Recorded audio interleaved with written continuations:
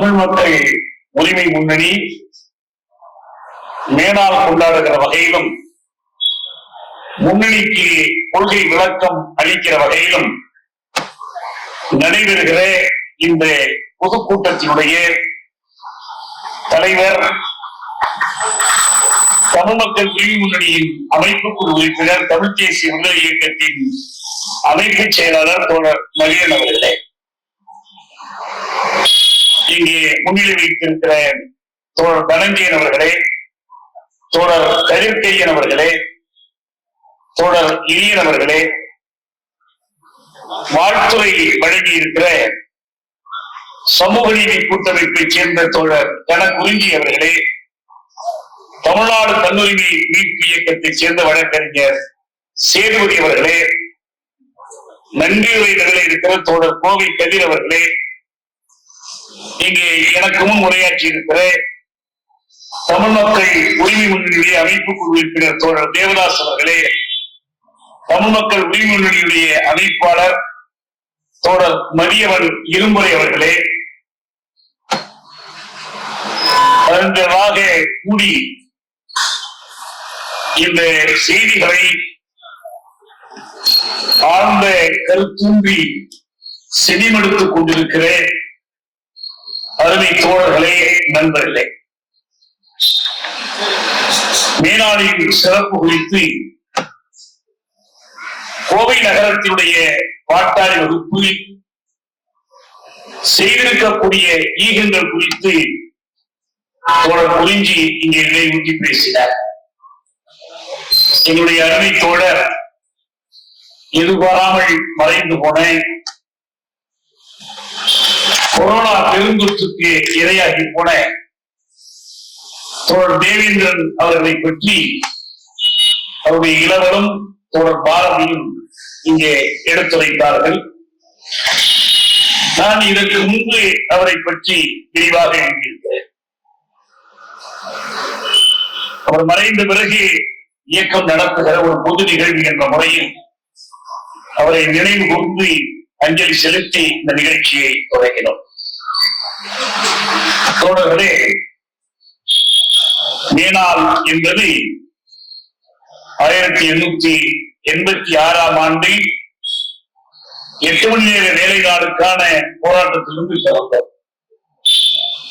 1923 தமிழ்நாட்டில் முதல் முறையாக சிந்தனை சிற்பி தோழர் சிங்காரவேலர் மேனாள் கொண்டாடினார். மேனாள் கொண்டாட்டம் என்று சொன்னாலும் அது உண்மையில் போராட்டத்தை குறிக்கிற ஒரு நாள். உழைப்பு சுமையை குறைப்பதற்காக, தொழிலாளர்களுடைய இயல்பான வாழ்வை பாதுகாத்துக் கொள்வதற்காக, ஊதிய உயர்வுக்காக, ஓய்வு நேரத்திற்காக 8 மணி உழைப்பு, 8 மணி ஓய்வு, 8 மணி கேளிக்கை என்ற முழக்கத்தோடு தொடங்கப்பட்ட ஒரு போராட்டத்துடைய விளைவுதான் இந்த மேனாள். இதற்காக அன்று ஈகம் செய்த தூக்கிலிடப்பட்ட தோழர்களை நினைவு கூர்ந்து இந்த மேனாளை நாம் கொண்டாடுகிறோம். இந்த ஒரு நாளோடு அது முடிந்துவிடவில்லை. அந்த போராட்டம் தொடர்கிறது, இன்றளவும் தொடர்கிறது. 8 மணி வேலை நாளுக்கான போராட்டம் கடந்த கால வரலாறு அல்ல, நிகழ்கால நடப்பு. இதே தமிழ்நாட்டில் flexibility of working hours, வேலை நேரத்தை நீக்கும் போக்காக வைத்துக் கொள்ள வேண்டும் என்று கார்ப்பரேட் நிறுவனங்கள் கேட்பதால் அதற்கான சட்ட திருத்தத்தை தமிழ்நாடு சட்டப்பேரவையிலேயே கொண்டு வந்தார்கள் என்பதை மறந்துவிடக்கூடாது. அதற்கு தொழிலாளர்களும் அரசியல் கட்சிகளும் தொழிற்சங்கங்களும் கடுமையாக எதிர்ப்பு தெரிவித்த பிறகுதான் அது கைவிடப்பட்டது. ஆனால் வேறு பல வழிகளில் அந்த தாக்குதல் தொழிலாளர்களின் வேலை நாளை, உழைப்பை கூட்டுவதற்கான முயற்சிகள் தொடர்ந்து கொண்டே இருக்கின்றன. அதற்கு எதிரான தொழிலாளர்களின் போராட்டங்களும் தொடர்கின்றன. மேனாள் என்பது ஒவ்வொரு ஆண்டும் பன்னாட்டு தொழிலாளர் வகுப்பு ஈட்டியிருக்கிற வெற்றிகளை நினைவு கூர்ந்தும் ஈட்ட வேண்டிய வெற்றிகளை வலியுறுத்தியும் தோல்விகளிலிருந்து பாடம் பெற்றும் வெற்றிகளிலிருந்து ஊக்கம் பெற்றும் தொடர்ந்து தொழிலாளர்களால் கொண்டாடப்படுகிறது. இரண்டாம் உலகப் போரில் ஹிட்லரின் நாஜி படையை தோற்கடித்து 45ஆம் ஆண்டு ஜெர்மனியில் ரீச்ஸ்டாக் கட்டடத்தின் மீது செங்கொடியை ஏற்றி 45ஆம் ஆண்டு மே நாளை ரஷ்ய தொழிலாளர்களும் உலக தொழிலாளர்களும் கொண்டாடினார்கள். ரஷ்யாவிலே எவ்வளவோ மாற்றங்கள் வந்ததற்கு பிறகும் இன்றைக்கு இந்து ஏற்றிலே வந்திருக்கிற ஒரு கட்டுரையை பாருங்கள். மாஸ்கோவுடைய செஞ்சதுக்கத்தில் 2ஆம் உலகப் போரின் வெற்றி நாளை வருகிற 9 நாள் கொண்டாடுவதற்கு இந்த மக்கள் அடியமாகிக் கொண்டிருக்கிறார்கள். 75ஆம் ஆண்டு மே நாளில் வியட்நாம் விடுதலையின் அடையாளமாக செங்கொடி உயர்த்தப்பட்டது. நிறைய நிகழ்வுகளை நாம் சொல்லிக் கொண்டே போகலாம். வரலாற்றில் இந்த படிப்பினைகள் உள்ளன. ஆனால் வெறும் தொழிலாளி வர்க்கத்தினுடைய வேலை நேரத்திற்காக மட்டுமல்ல, ஏனென்றால் தொழிலாளி சுழலிலிருந்து விடுபட வேண்டுமானால் அனைத்து சமூக மக்களும் அனைத்து பிரிவினரும் அவரவர் மீதான ஒடுக்குமுறைக்கு விடுபட்டால் தான் முடியும் என்கிற காரணத்தினால் பாட்டாளி வர்க்கத்தின் விடுதலை என்பது ஒட்டுமொத்த சமூக விடுதலையோடு தொடர்புடைய ஆணாதிக்கத்திலிருந்து பெண்களுக்கு விடுதலை வேண்டும், சாதி ஆதிக்கத்திலிருந்து ஒடுக்குண்ட சாதிகளுக்கு விடுதலை வேண்டும், நாடுகளின் வல்லரசுகளிடமிருந்து தேசங்களுக்கும் தேசிய இனங்களுக்கும் விடுதலை வேண்டும். இந்த எல்லா விடுதலை வேட்கைகளையும் உள்ளடக்கியதான் மேனாளின் முழக்கம். இன்னொரு புதிய செய்தியை நாம் கணக்கிலே கொள்ள வேண்டும்.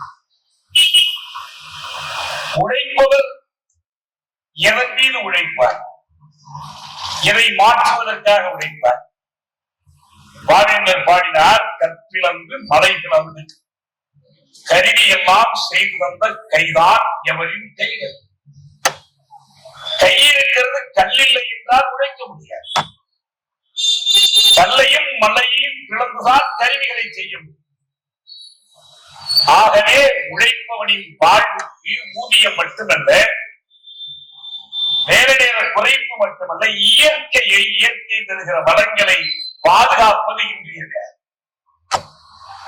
செல்வம் அனைத்துக்கும் உழைப்பே ஊற்றுக்கண் என்று மார்க்சிடம் எழுதி காட்டிய போது இது பிழை.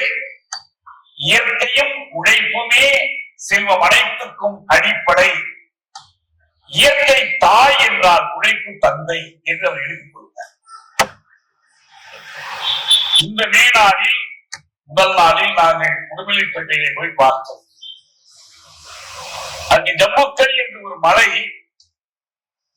இந்த மலையை அபகரிப்பதற்கு வன்பறிப்பாளர்கள் முயன்று கொண்டிருக்கிறார்கள் என்று அந்த தோழர்கள் சொன்னார். மேலின ஊர்வலங்கள் ஊதிய குறைப்புக்காக, தொழிலாளர் நல சட்டங்களுக்காக முழக்கம் எழுப்பிக் கொண்டிருந்த அதே நேரத்தில் ஜம்முக்கல் மலையில் கல்லை காக்க, அந்த மலையில் வாழ்கிற உயிரினங்களை காக்க, அங்கு நடைபெறுகிற சாகுபடியை காக்க, அங்கே குடியமர்ந்திருக்கிற பழங்குடி மக்களை காக்க மேலாண் முழக்கம். அதனால்தான் இன்றைக்கு இது வெறும் கூலி போராட்டமாக அல்ல, இயற்கை சுற்றுச்சூழலை காக்கிற போராட்டமாக உருப்பெற்றது. மேலாண் வரலாற்று போக்கில் மனிதகுலம் முழுவதற்குமான கோரிக்கைகளை தன்னுடைய கோரிக்கைகளாக வரித்துக் கொண்டு போராடுகிற மக்களுக்கு, அனைத்து பிரிவு மக்களுக்கும் ஊக்கமளிப்பதாக இந்த மேனாளை எந்த சூழலில் நாம் கொண்டாடுகிறோம். இந்த மேனாளில் நாம் நினைவு கொள்ள வேண்டியது என்ன? எனக்கு முன்னாலே தோழர்கள் பல செய்திகளை தொட்டு சென்றிருக்கிறார்கள். நான் இந்த தமிழ் மக்கள் உரிமை முன்னணியின் சார்பில் உங்களுக்கு சொல்ல வேண்டியது ஒன்றே ஒன்றுதான். தமிழ்நாட்டு தொழிலாளர்களாகிய நமக்கு, தமிழ்நாட்டு உழவர்களாகிய நமக்கு, தமிழ்நாட்டு உழைக்கும் மக்களாகிய நமக்கு, தமிழ்நாட்டின் குடியாட்சிய ஆற்றல்களாகிய நமக்கு, தமிழ்நாட்டின் நடுத்தர வர்க்கமாகிய நமக்கு, நம் எல்லோருக்கும், இன்னும் சொல்ல போனால் நுண் சிறு குறு தொழில் முனைவர்களுக்கு உட்பட அனைத்து மக்களுக்கும் முன்னாலே இன்றைக்கு ஒரு நெருக்கடி எழுந்தது. நாம் ஒரு ஊரை நோக்கி போய் கொண்டிருக்கிறோம். ஒரு வழிகாட்டுகிறார், நீங்கள் இந்த திசையிலே போங்கள், போனால் நீங்கள் போகிற இடத்தை சென்றடையலாம். ஒரு குறிப்பிட்ட அளவுக்கு தொலைவு சென்றதற்கு பிறகு அந்த சாலை இரண்டாக பிரிகிறது. ஆங்கிலத்திலே கிராஸ் ரோட்ஸ் என்பார்கள், தமிழிலே கூட்டுச்சாலை. அது ஒரு கூட்டுச்சாலை, 3 ரோடு 4 ரோடு 2 ரோடு என்று ஊரிலே சொல்வது. இங்கே ஒரு 2 சாலைகளாக அது பிரிகிறது. 2ல் ஒன்றில் நீங்கள் போனால் அடையக்கூடிய இடம் வேறு, இன்னொன்றில் போனால் அடையக்கூடிய இடம் வேறு. நமக்கு தோற்றம் இருக்கிறது, நிறைய பாதைகள், நிறைய வழிகள், நிறைய அறிவுரைகள், நிறைய கோட்பாடுகள், கொள்கைகள், தத்துவங்கள் பேசப்படுகின்றன. ஆனால் எல்லாவற்றையும் கூட்டி கழித்து இறுதியாக பார்த்தால் நமக்கு முன்னாலே 2 பாதைகள் தான். இதற்கு முன்னால், சில ஆண்டுகளுக்கு முன்னால் 47 ஆகஸ்ட் 15 அதிகார கைமாற்றம் நிகழ்ந்த போது 50 ஜனவரி 26ஆம் நாள் இந்தியா குடியரசாக அறிவிக்கப்பட்ட போது 75 நெருக்கடி அறிவிக்கப்பட்டு 77 நெருக்கடிகளை நீங்கிய போது பல கட்டங்களில் டெல்லியிலே ஆட்சி மாற்றங்கள், தமிழகத்திலே ஆட்சி மாற்றங்கள், நிறைய வழிகள் நமக்கு முன்னாலே இருந்தன. இப்போதைய நிலை என்னவென்றால் அப்படி நிறைய வழிகள் நமக்கு முன்னாலே இல்லை. இருப்பதாக நினைத்தால் நாம் ஏமாந்து போவோம், தோற்றத்தான். இங்கே 2ல் ஒரு பாதையைத்தான் நீங்கள் தேர்ந்தெடுக்கிறீர்கள். 2ல் ஒரு பாதை என்ன செய்கிறது, எப்படி என்று நான் விளக்கமாக பார்க்கிறேன். அந்த பாதையில் நீங்கள் செல்வீர்களானால் இந்த முதல் பாதையில் நீங்கள் செல்லவில்லை என்று, அந்த பாதை உங்கள் இலக்கை நோக்கி கொண்டு போய் விடாது. உங்களுடைய வாழ்வை பாதுகாக்க வேண்டும், கல்வியை பாதுகாக்க வேண்டும், சுற்றுச்சூழலை காப்பாற்றிக் கொள்ள வேண்டும், உங்களுடைய மனித கண்ணியத்தை காத்துக் கொள்ள வேண்டும், கடைபோல் மண்டி கிடக்கிற தீங்குகளை எல்லாம் அகற்றி பெயர் தெரிய வேண்டும் என்றெல்லாம் நீங்கள் விரும்பினால் 2ல் ஒரு பாதைக்கு தான் போகணும். இந்த பாதை இல்லை என்றால் அந்த பாதை தான். அந்த பாதை என்ன மாதிரியான பாதை? தினந்தோறும் நாம் செய்தித்தாள்களில் படிக்கிறோம், சமூக ஊடகங்களில் பார்க்கிறோம்.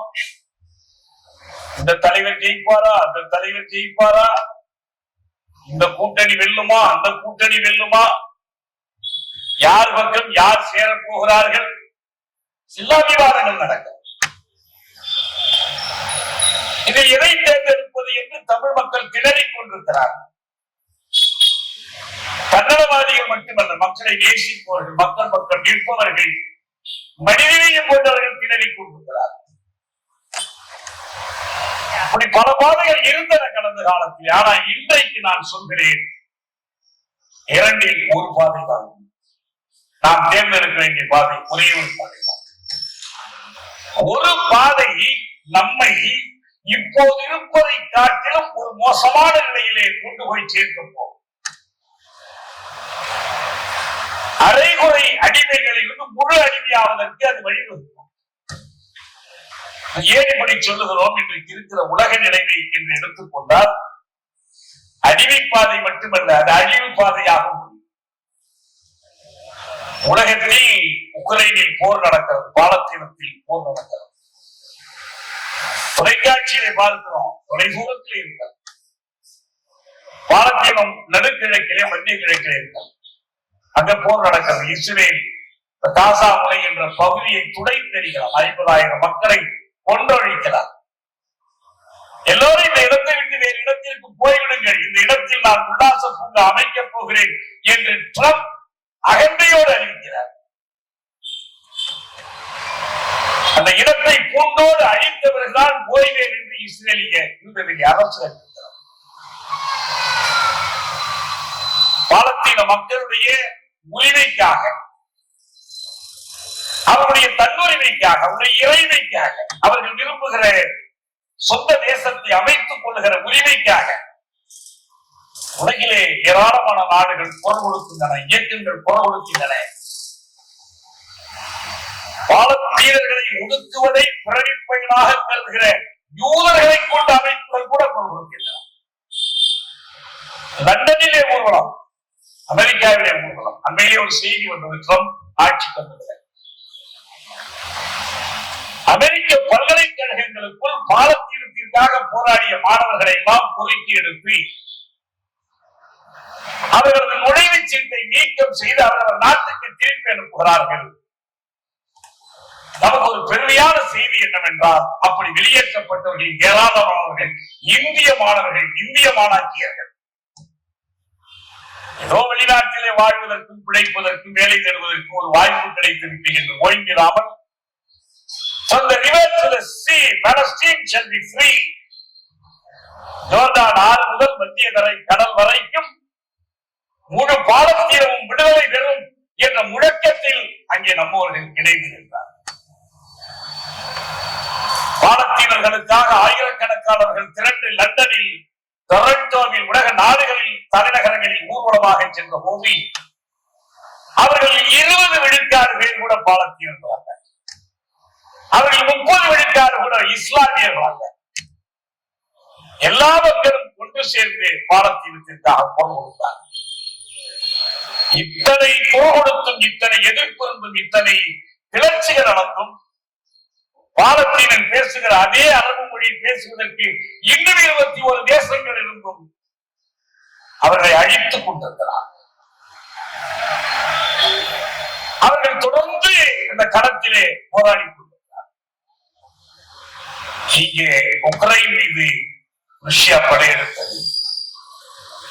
போர் இன்னும் முடியவில்லை. மிகப்பெரிய விஷயம், வல்லரசு திரட்டி வைத்திருக்கிற அணுகுண்டுகள் என்ன, ஆகாய விமானங்கள் என்ன, கவச பீரங்கிகள் என்ன, தாங்கிகள் என்ன, ஹெலிகாப்டர்கள் என்ன, ஆளில்லாமல் பறக்கிற வானூர்திகள் என்ன, அழித்துவிடப் போகிறது என்று நினைத்தார்கள். ஆனால் உக்ரைனிய மக்கள் அதை எதிர்த்திருக்கிறார்கள். அவர்களுக்கு மேலை நாடுகள் உதவி செய்தது. ஏதோ ட்ரம்ப் வந்தவுடனே போர் நின்றுவிடப் போகிறது என்று பார்த்தார்கள். அவர் ஒரே ஒன்றிலே குறியாக இன்றைக்கு நவீன தொழில்நுட்பங்களில் நாம் பயன்படுத்தக்கூடிய கைபேசிகள், கணினிகள், இதற்கெல்லாம் தேவையான இவற்றுக்கான மின்கலங்களை தயாரிப்பதற்கான ரேர் மெட்டல்ஸ், அருமாழிகள் எனப்படுகிற கனிமங்கள் உக்ரைன் மண்ணில் புதைந்திருக்கின்றன. அதையெல்லாம் எனக்கு எழுதி கொடு, உனக்கு ஆயுதம் கொடுக்கிறேன் என்றார். ஒரு வழியாக இன்றைக்கு பேச்சுவார்த்தை முடிந்து விட்டது, ஒப்படைக்கிறோம் என்றார்கள். ஆயுதம் கொடுக்கிறேன் என்று எங்க போது தெரியாது. இதெல்லாம் நாம் விரிவாக பேசுவதற்கு நேரம் இல்லை. நாம் நிறைய பேர் எழுதுகிறார்கள், நாம் எழுதுகிறோம், படிக்கலாம். நான் இதிலிருந்து எங்கே வருகிறேன்? இந்த போர் மிகவும் ஆபத்தான இருக்கிறது. பாலத்தீனத்தின் மீது நடத்துகிற போர், பாலத்தீனத்துக்கு ஆதரவாக நாடு இருப்பதால் ஈரான் மீது இஸ்ரேல் நடத்துகிற போர், லெபனான் மீது நடத்துகிற போர், விரிவுபட்டுக் கொண்டே செல்லுகிற போர், ஒரு நாள் இஸ்ரேல் தன் கையில இருக்கிற அணுகுண்டை பயன்படுத்தினார் அல்லது ஈரான் தன் கையில இருக்கிற அணுகுண்டை பயன்படுத்தினால் மிகப்பெரிய அழிவினை போய்விடும். அணுகுண்டை இனம் பார்க்காது, மதம் பார்க்காது, தத்துவம் பார்க்காது, ஆரை கூறும். ஹிரோஷிமா நாகசாகியில் நடந்த அந்த அணுகுண்டை போன்ற ஒரு அழிவு ஏற்பட்டு போகும். 3வது உலகப் போராக மாறும். உலகம் முழுவதும் போரின் தீக்குண்டத்திற்குள்ளே தூக்கி வீசப்படும். எவ்வளவு பேர் பிழைப்பார்கள் சொல்ல முடியாது. அதிநவீன பாதுகாப்புகளை கொண்டிருக்கிற அமெரிக்க நகரங்களில் ஒரு குண்டு போட்டால் 75% மக்கள் இறந்து போவார்கள் என்று ஆய்வறிக்கைகள் சொல்லுங்கள். இதே நிலைமைதான் உக்ரைன் ரஷ்ய போரில். ரஷ்யா எவ்வளவு அணுகுண்டுகளை வைத்திருக்கிறது யாருக்கும் கணக்கு. உக்ரைன் நீண்ட தூரம் சென்று தாக்குகிற இயந்திரங்களை பயன்படுத்தினால் நான் அணுகுண்டை பயன்படுத்த தயங்க மாட்டேன் என்று புதிய புதின் அறிவிக்கிறார். இதெல்லாம் தொலைதூர செய்திகள். ஆனால் இப்போது பகல்காம் தாக்குதலுக்கு பிறகு ஒரு 6-7 பயங்கரவாதிகள் உள்ளே நுழைந்து காஷ்மீரில் சுற்றுலா வந்திருந்தவர்களை சுட்டுக் கொன்று 26 பேர் உயிரிழந்திருந்தார். இந்த 26 பேரையும் அவ்வளவு பதற்றமிக்க காஷ்மீரத்தில் இந்திய படை குவித்து வைக்கப்பட்டிருக்கிற காஷ்மீரத்தில் ஏராளமான வெளி மாநிலத்தவர் வெளிநாட்டவர் சுற்றுலா பயணம் வருகிற காஷ்மீரத்தில் பகிலிங்கத்திற்கு செல்லக்கூடிய பாதையில் அமைந்திருக்கிற அந்த பள்ளத்தாக்கில் பகல்காமில் எந்த கேள்வி முறையும் இல்லாமல் 5-6 பேர் எந்திர துப்பாக்கிகளோடு வந்து அப்பாவி மக்களை உல்லாசம் செலவிட வந்தவர்களை சுட்டுக் கொலை செய்கிறார். 370 நீக்கியாகிவிட்டது, இராணுவத்தை குவித்தாகிவிட்டது. ஆனால் இந்திய அரசினால் அந்த பயங்கரவாதிகளை தடுக்கவும் முடியவில்லை. இந்த கொலை நடந்த பிறகு அவர்களை பிடிக்கவும் முடியவில்லை. என்ன பேசிக் கொண்டிருக்கிறார்கள்? அவர்களை பிடிப்பதற்கு முடியாதவர்கள், துப்பில்லாதவர்கள், அவங்க எல்லை தாண்டி போக முடியாது, மேல்நாட்டுக்கு வர முடியாது. ஆனால் அவர்கள் இன்னைக்கு சொல்லுகிறார்கள், நாங்கள் இதற்கு பதிலடி கொடுக்காமல் விட மாட்டோம். அர்ணாப் கோஸ்வாமி ரிபப்ளிக் டிவியிலே உட்கார்ந்து கொண்டு அறிவிக்கிறார், பாகிஸ்தானை பூண்டோடு அழிக்க வேண்டும். அவர்கள் பாகிஸ்தானியர்களா அல்லது பாகிஸ்தானின் அரசினால் ஏவப்பட்டவர்களா அல்லது வெறும் காஷ்மீர்களா அல்லது பாகிஸ்தானின் காஷ்மீர் பரப்பில் எதுவுமே தெரியாது, ஒரு பெயர் தெரியாது. இந்திய நாடாளுமன்றத்திலே ஒரு தாக்குதல் நடந்ததல்லவா, இதுவரை அந்த தாக்குதல் நடத்தியவர் ஒருவருடைய பெயர் கூட தெரியாது. இதற்காக பாகிஸ்தானை பழிவாங்க வேண்டும். எப்படி முடியும்? அதை எப்படி பழிவாங்குகிறார்கள் தெரியுமா? முஸ்லிம் எதிர்ப்பாக இதை மாற்றுகிறார். பயங்கரவாதிகள் யாராக இருந்தாலும் அவங்க முஸ்லிமோ இந்துவோ அவர்களுக்கு நம்முடைய பதிவு எதுவும் இல்லை. சட்டப்படி அவர்களை கைது செய்யணும், நடவடிக்கை எடுக்கணும், நீதிமன்றத்தில். ஒரே ஒரு கேள்விதான், நீங்கள் காஷ்மீர் தொடர்பாக பாகிஸ்தானுக்கு எதிராக என்ன செய்தாலும் நாங்கள் ஆதரிக்கிறோம் என்று எதிர்கட்சிகள் அறிவிக்கிறார். ராகுல் காந்தியும் காங்கிரஸ் தலைவர்களும் இன்றைக்கு கூடி பாகிஸ்தானை கடுமையாக தண்டிக்க வேண்டும், பாகிஸ்தானை கடுமையாக பழிவாங்க தீர்மானம் போடுகிறார்கள். எப்படி நடவடிக்கை தெரியுமா? ஒரு பாகிஸ்தானியர் இந்த ஊரிலே வந்து திருமணம் பண்ணி இங்கே குடும்பம் நடத்தி கொண்டிருந்தால் கணவன் மனைவியை பிரிப்பது. இறுதி அறுவை சிகிச்சைக்காக இந்த மருத்துவமனையிலே ஒரு பாகிஸ்தானிய குழந்தை சேர்க்கப்பட்டிருந்தால் உடனே அவர்களை வெளியேற்றுவது. இதான் பயங்கரவாதிகள் மீது நடவடிக்கை எடுக்கிற முறையா? அருணதி ராய் சொல்லியிருக்கிறார்கள், இந்தியாவுக்கும் பாகிஸ்தானுக்கும் போர் இல்லை, இந்தியாவை ஆளும் அரசுக்கும் பாகிஸ்தானை ஆளும் அரசுக்கும் தான் போர். அவங்களுக்குள்ள சண்டை. ஏன்? 2 பேருக்கும் இங்க ஒன்று தேவைப்படுது. புல்வாமா தாக்குதல் 2019 நடைபெற்ற போது மோடி நடத்த சொன்னார் மோகன் பகவத். வீட்டுக்கு வீடு மோடியை கொண்டு சேர்க்கிறேன் சொல்லி காஷ்மீரை சொல்லி புல்வாமா தாக்குதல் அடுத்த சில நாட்களில் திருச்சிராப்பள்ளியில் ஒரு மாநாட்டிலே அவர் பேசினார். நான் அவருடைய பேச்சை மொழிபெயர்த்தேன்.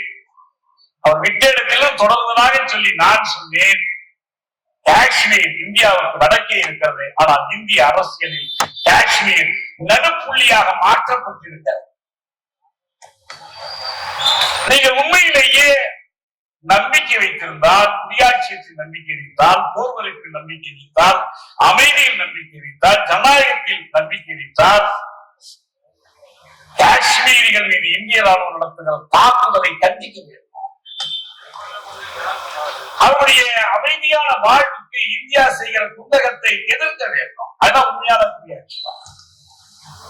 வியட்நாம் மீது அமெரிக்கா குண்டு வீசிக் கொண்டிருந்த போது நாங்கள் அமைதியை விரும்புகிறோம், ஆனால் வியட்நாமில் அமெரிக்கா குண்டு வீசிக் கொண்டு போகட்டும் என்று எவராவது ஒரு அமெரிக்கன் சொல்லி இருப்பானா? மற்ற நாட்டோடு இருந்திருப்பான். ஒரு போர் ஆபத்தை தோற்றுவிக்கிறார்கள் அரசியல் உள்நோக்கம். மோடியை நமக்கு தெரியும், அவர் ஒன்றும் தன்னைத்தானே வெளிப்படையாக அறிவித்துக் கொண்டனர். அவருடைய அரசியல் முழுவதும் எதை சுற்றி வருகிறது? உத்தரப்பிரதேசத்தில் யோகி ஆதித்யநாத் தேர்தல் பிரச்சாரத்தில் சொன்னார், 80 விழுக்காடு இந்துக்கள், 20 விழுக்காடு முஸ்லிம்கள். இந்த 20 விழுக்காடு முஸ்லிம்களை ஆதரிக்கிற கட்சிகள் தான் மற்ற எல்லா கட்சிகளும். நாங்கள் 80 விழுக்காடு இந்துக்களை ஆதரிக்கிறோம். யாருக்கு ஓட்டு? அரசியல் போலரைசேஷன். முஸ்லிம்களையும் இந்துக்களையும் இரு துருவங்களாக பிரித்து இவர்களை பகைவர்களாக காட்டி அதில் குளிர்காய்கிற ஒரு அரசு. இதை இங்கே அவர் செய்கிறார். பாகிஸ்தானில் இருக்கிற அரசு, ராணுவத்தின் பிடியில் இருக்கிற அரசு. நம்முடைய பிரபலமான கிரிக்கெட் வீரர் இம்ரான் கான் அவருடைய கட்சி தான் தேர்தலில் வெற்றி பெற்றது. ஆனால் அவரை சிறையிலே அடைத்துவிட்டு அவருடைய ஆதரவாளர்கள் அவருடைய சின்னத்தை பயன்படுத்தக் கூடாது என்று தடை செய்துவிட்டு முஸ்லிம் லீக்கும் மக்கள் மாநாட்டு கட்சிக்கு ஒரு கட்சி, 2 கட்சிகள் சேர்ந்து ஆட்சியை பிடித்து வைத்திருக்கிறார். மக்கள் ஆதரவு கிடையாது. வியக்கருவியான பொழியல் நெருக்கடி. அவன் பார்த்தான், இந்தியாவுக்கு எதிரான உணர்ச்சியை தூண்டி இந்த மக்களை தன் பக்கம் வைத்துக் கொள்ளலாம்.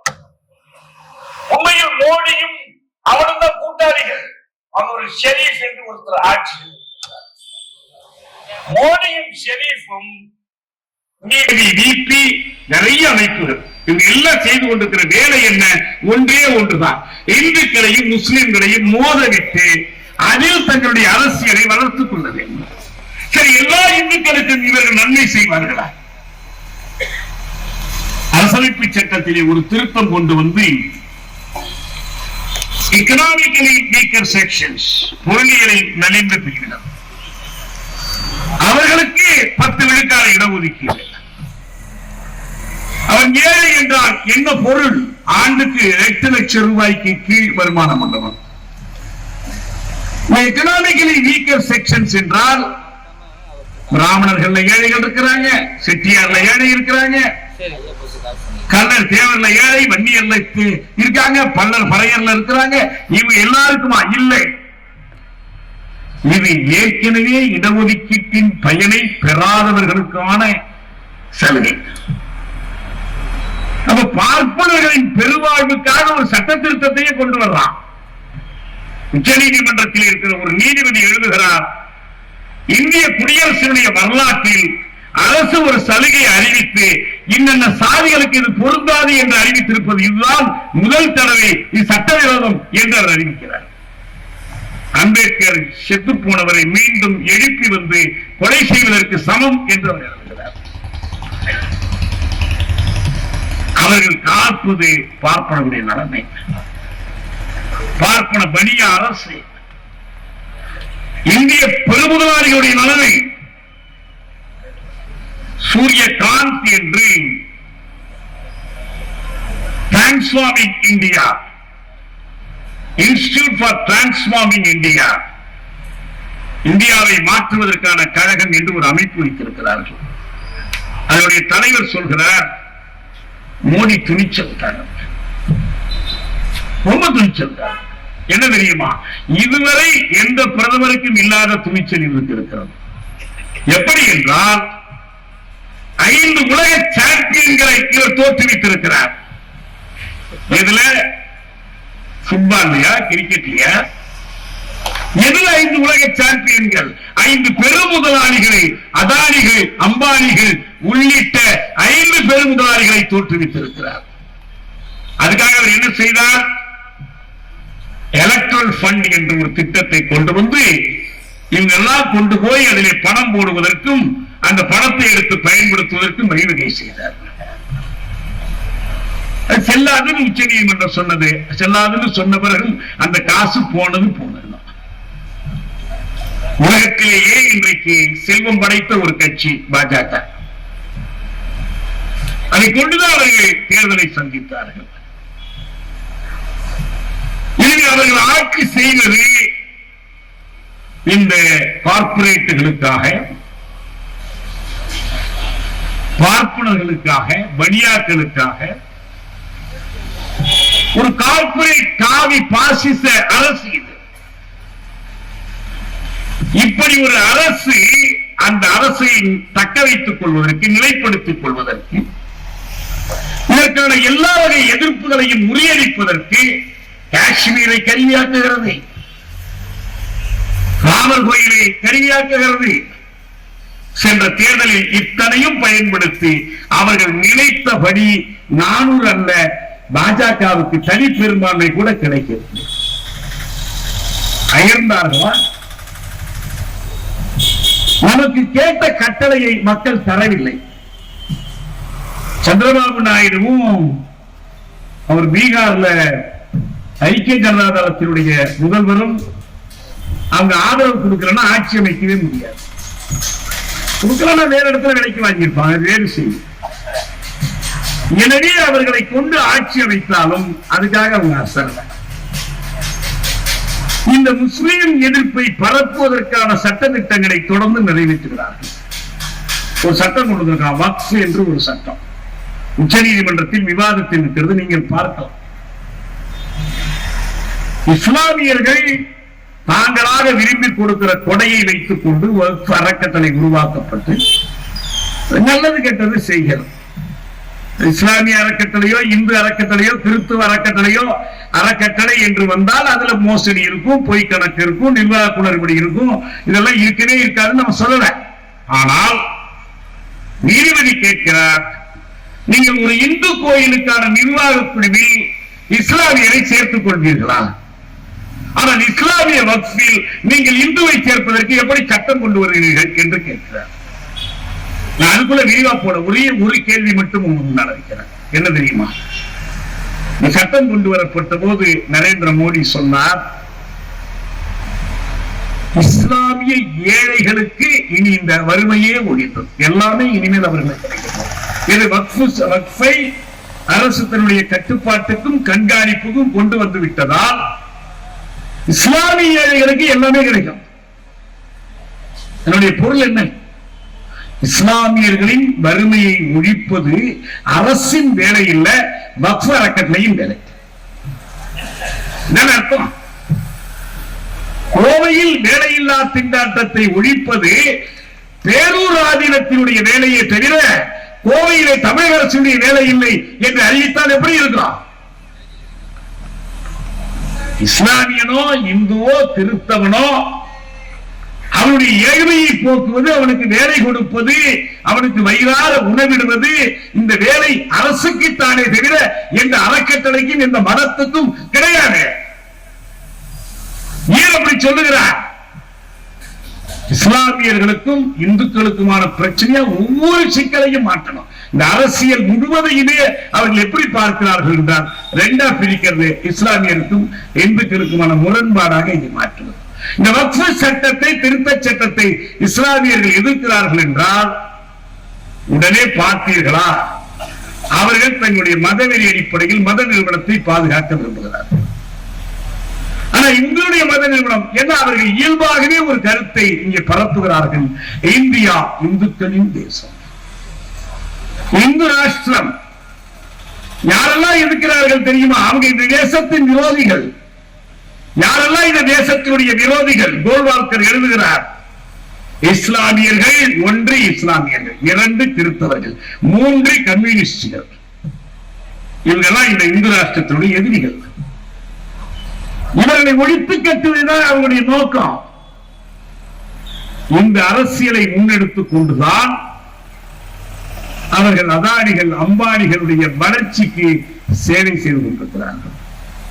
நமக்கு முன்னாடி இருக்கிற கேள்வி நண்பர்களே, அதானியை அம்பானியை எதிர்ப்பதற்கு, இந்த RSS இந்து ராஷ்டிர கொள்கையை எதிர்ப்பதற்கு தமிழர்களாகிய நாம் என்ன செய்ய போகிறோம்? யார் ஊருக்குள்ளே திருடன் வந்து விட்டால் அந்த திருடனை பிடித்து கட்டு என்று சொன்னால் கட்ட வருகிறன் கையிலே கருவி இருக்க வேண்டும், கயிறு இருக்க வேண்டும். பழைய கதையிலே சொல்வார்களே, விருதுநகரிலே எண்ணெய் தடவி கொண்டு திருட வந்தவனை பிடிப்பதற்கு காமராசர் சாக்கு பையோடு போனார் என்பார்களே, அப்படி ஒரு சாக்கு பையாவது இருக்க வேண்டும். வேலை செய்ய முடியும்? தமிழர்கள் கையில் அப்படி எதுவும் இல்லை என்பதுதான் என்னுடைய வருத்தம்.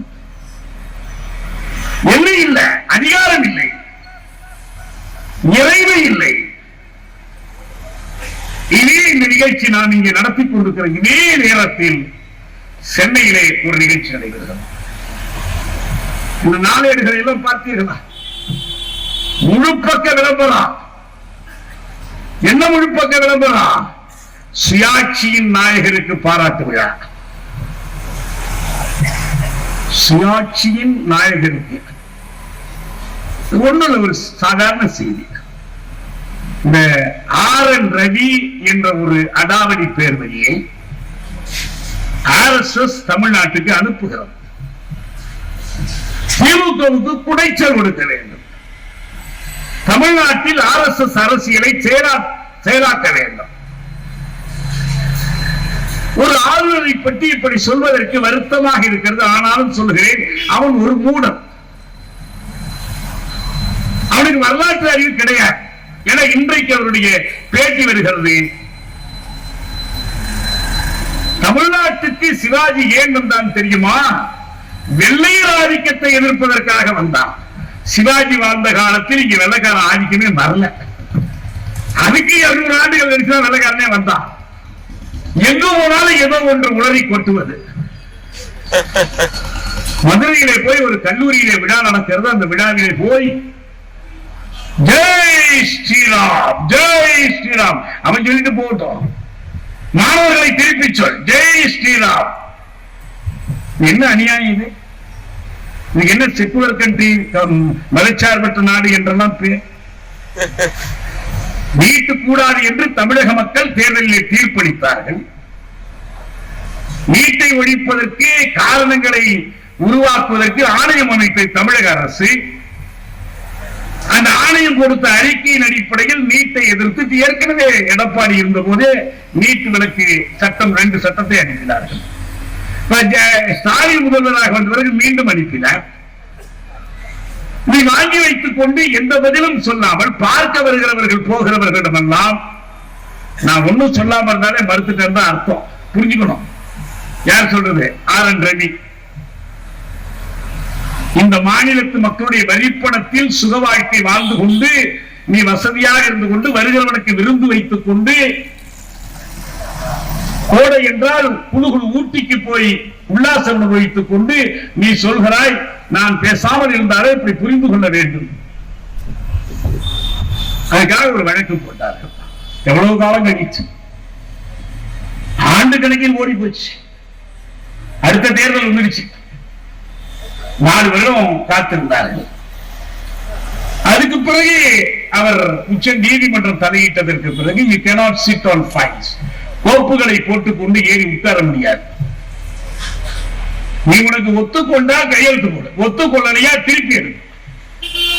ஆனால் சட்டப்பேரவை இன்னொரு முறை அதை நிறைவேற்றி அனுப்பினால் நீ ஒத்துக்கொள்ளணும். நீ ஒத்துக்கொள்ள மாட்டாய் என்றால் அது குடியரசுத் தலைவர் அதிகாரத்துக்கு உட்பட்டது என்றால் அங்கே அனுப்பிவிட வேண்டும். நான் சட்ட நுட்பங்களுக்குள் இப்ப போக விரும்பவில்லை. ஆனால் இவர் அனுப்பினார்.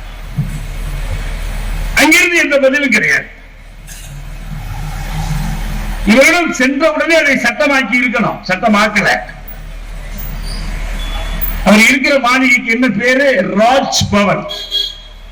இந்தியில் ராஜ்பவன், ராஜ்னா என்ன ராஜ் தெரியுமா? பிரிட்டிஷ் ராஜ். பிரித்தானியன் இங்கே உளவு பார்ப்பதற்கு அவருடைய ஆளுநர்களை அமர்த்துவதற்கு அந்த மாளிகை கட்டி வைத்தார். அதே மாளிகையில் இவர் தில்லிக்கு உளவாளியாக வந்து உட்கார்ந்து பார்த்துக் கொண்டிருக்கிறார். எத்தனையோ ஆளுநர்கள் பார்த்தோம், இதனால் இவ்வளவு மோசம் யாருமே இல்லை. இந்த மோசமான நடவடிக்கைகளுடைய விளைவாக இவனுக்கு எதிராக உச்ச நீதிமன்றத்திலே வழக்கு போட்டார்கள். உச்ச நீதிமன்றம் ஒரு தீர்ப்பு வழங்கியது, இப்படி காலம் தாழ்த்துவதற்கு உங்களுக்கு அனுமதி இல்லை. ஏற்கனவே நம்முடைய பேரறிவாளன் வழக்கிலே இந்த தீர்ப்பு வந்ததுதான். Inordinate and unexplained delay is unconstitutional. அளவுக்கு மீறி விளக்கம் இல்லாமல் தாமதப்படுத்தினால் அது சட்டவிரோதம். இந்திய அரசமைப்பு சட்டத்தினுடைய 200வது பிரிவின்படி as soon as possible முடிவெடுக்கணும். இவர் as soon as possible as late as possible ஆக்கிட்டார். எனக்கு என்ன தேதி குறிச்சிருக்க, பரீட்சை குறிச்சிருக்க அப்படின்னு சொல்லிட்டார். நம்ம எத்தனையோ விவாதங்கள்ல உட்கார்ந்து திருப்பி திருப்பி திருப்பி விலக்கி உடைச்செல்லாம் சொன்னோம். ஆனா இந்த மூடனுக்காக இன்னும் 4 பேர் வந்து பேசிட்டு இருப்பான். அதெல்லாம் ஆளுநருக்கு அப்படிலாம் சொல்ல முடியாது. இப்ப என்ன காரணம் சொல்லு? வயிற்று வலியா, ஆஸ்பத்திரியில கிடந்தியா, கோமாவில் இருந்தியா? ஒண்ணுமே கிடையாது. இதே போல ஒரு 10 சட்ட முன்வடிவுகளை இயற்றி அனுப்பினார். ஏன்னா இந்த பல்கலைக்கழகங்கள் இயங்கியதை அனுமதிக்கிறது இல்லை, துணைவேந்தர்களை அமர்த்துவதில்லை. ஏன்னா அவர் வேந்தர், சான்சலர். இதெல்லாம் இந்த விவரங்களுக்கு நான் போகல. ஆனால் இதை உச்ச நீதிமன்றத்தில் வழக்கு நடத்தினார்கள். அந்த நீதிபதிகள் தமிழக அரசு சொல்லக்கூடிய நியாயத்தை ஏற்று தாமதம் என்பது சட்டவிரோதம், ஆளுநர் செய்தது சட்டவிரோத செயல், அவங்க 3 சொல் பயன்படுத்தினார்கள். இட் இஸ் இல்லீகல், இது சட்ட விரோதமானது, irresponsible பொறுப்பற்றது, 3வது நேர்மையற்றது. பொய்க்காரன் சொல்ற நீ உண்மையை சொல்ல, பொய்க்காரன் நேர்மையற்ற முறையில் அனுப்பியிருக்கிற. இதுக்கு பிறகு ஒரு மானஸ்தான் அந்த பதவியில் இருப்பான்.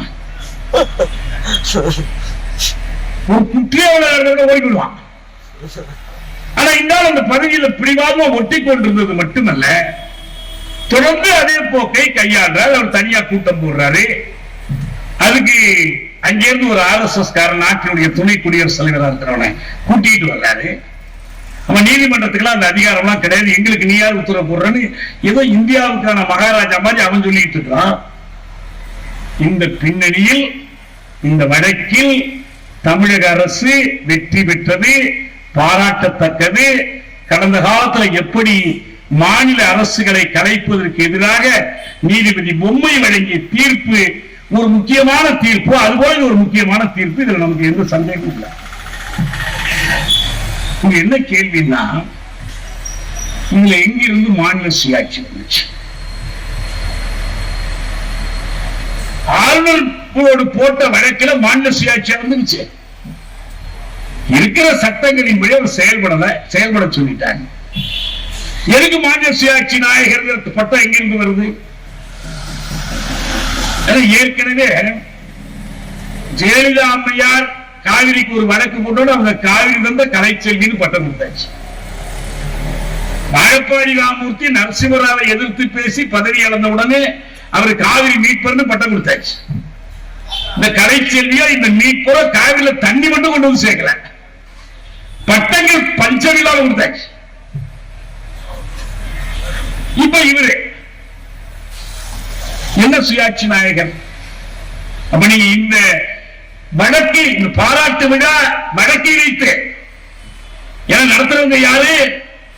துணைவேந்தர்கள், வேந்தர்கள், இந்த கல்வி வணிகர்கள், இப்போ நான் போற வள்ளல்கள், அவங்க நடத்துறாங்க. அது பட்டியல் பார்த்தீங்கன்னா உங்களுக்கு தெரியும். ஆனா இதுல எங்கிருந்து சுயாட்சி நாயகர் வந்தார்? எங்கிருந்து இந்த பட்டம் கிடைச்சிச்சு? இதுக்கு வேறு ஒரு காரணம். அது என்ன காரணம்? மாநில சுயாட்சி பற்றி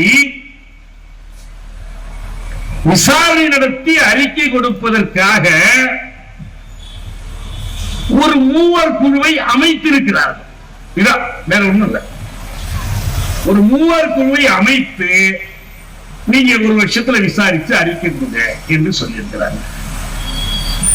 சட்டமன்றத்தில் இது நிறைவேற்றப்பட்டுச்சு. பாஜக வெளிநடப்பு, அதிமுக ஓடி போயிட்டாங்கன்னு நினைக்கிறேன். பாக்கி எல்லாரும் சேர்ந்து நிறைவேற்றிட்டாங்க. இது நிறைவேற்றப்பட்ட போது அவை முன்னவர், ஸ்டாலினிடமும் மூத்தவர் துரைமுருகன் என்ன சொன்னார் தெரியுமா? அதை மட்டும் ஞாபகம் வச்சுங்க. துரைமுருகன் சொன்னார், 74ஆம் ஆண்டு இந்த பேரவையில் மாநில சுயாட்சி தீர்மானம் இயற்றப்பட்ட போது நான் அப்போதும் உறுப்பினராக இருந்தேன். உறுப்பினரா மட்டுமல்ல, கலைஞர் அரசாங்கத்தில் அமைச்சராக இருந்தார். அவருடைய ஆஸ்தான பகுதி இந்த பொதுப்பணித்துறை அதுல இருந்தார். சொல்றாரு, அடுத்து இப்ப ஸ்டாலின் காலத்தில் அதே போன்ற ஒரு தீர்மானம் இயற்றப்படும் போதும் நான் இந்த சபையில் அமைச்சராக இருக்கிறேன். அதோடு நிறுத்தல. அவரு எதிர்காலத்தில் உதயநிதி ஸ்டாலின் தலைமையில் இப்படி ஒரு தீர்மானம் இயற்றினார், அப்போதும் நான் அமைச்சராக இருக்கிறேன். இன்ப நிதியை விட்டுட்டாருங்க பாவம். நான் வேடிக்கையா சொல்லல, ரொம்ப நகைச்சுவையா பேசக்கூடியவர் தான். ஆனா இதனுடைய உட்பொருள் இல்லை. 50 ஆண்டுக்கு ஒரு முறை ஒரு தீர்மானத்தை போட்டுருவோம், அவ்வளவுதானே.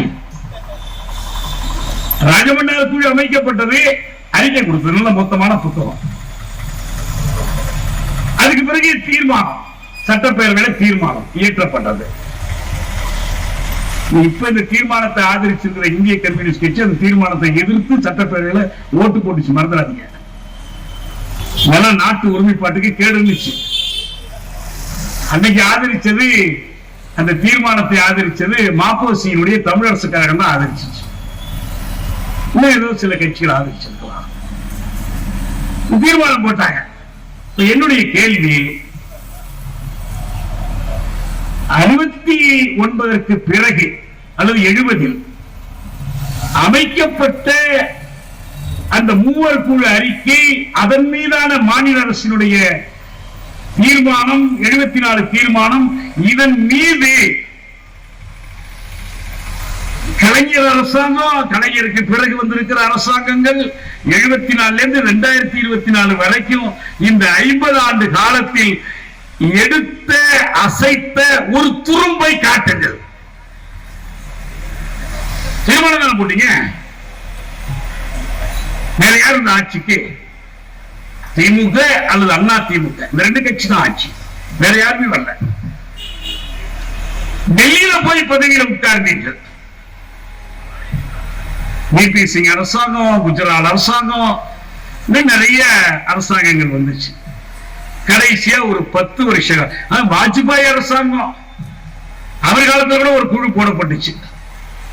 மத்திய மாநில உறவுகளை ஆராய்வதற்கான குழு போடுறது ரொம்ப சாதாரணம். கடைசியா மன்மோகன் சிங் ஆட்சியில 10 வருட காலம் திமுக பசையான அமைச்சர் பதவிகளை அனுபவித்தது. மாநில சுயாட்சி ஏன் என்ற ஒரு ஆராய்ச்சி புத்தகத்தை எழுதிய முரசொலி மாறன் தான் மன்மோகன் சிங் அரசாங்கத்தில் தொழில்துறை அமைச்சர். என்ன செஞ்சீங்க சொல்லுங்க? 10 வருடத்தில் மாநில சுயாட்சிக்காக நீங்கள் எடுத்த நடவடிக்கை என்ன? ஒரு கல்லை எடுத்து போட்டதுண்டா?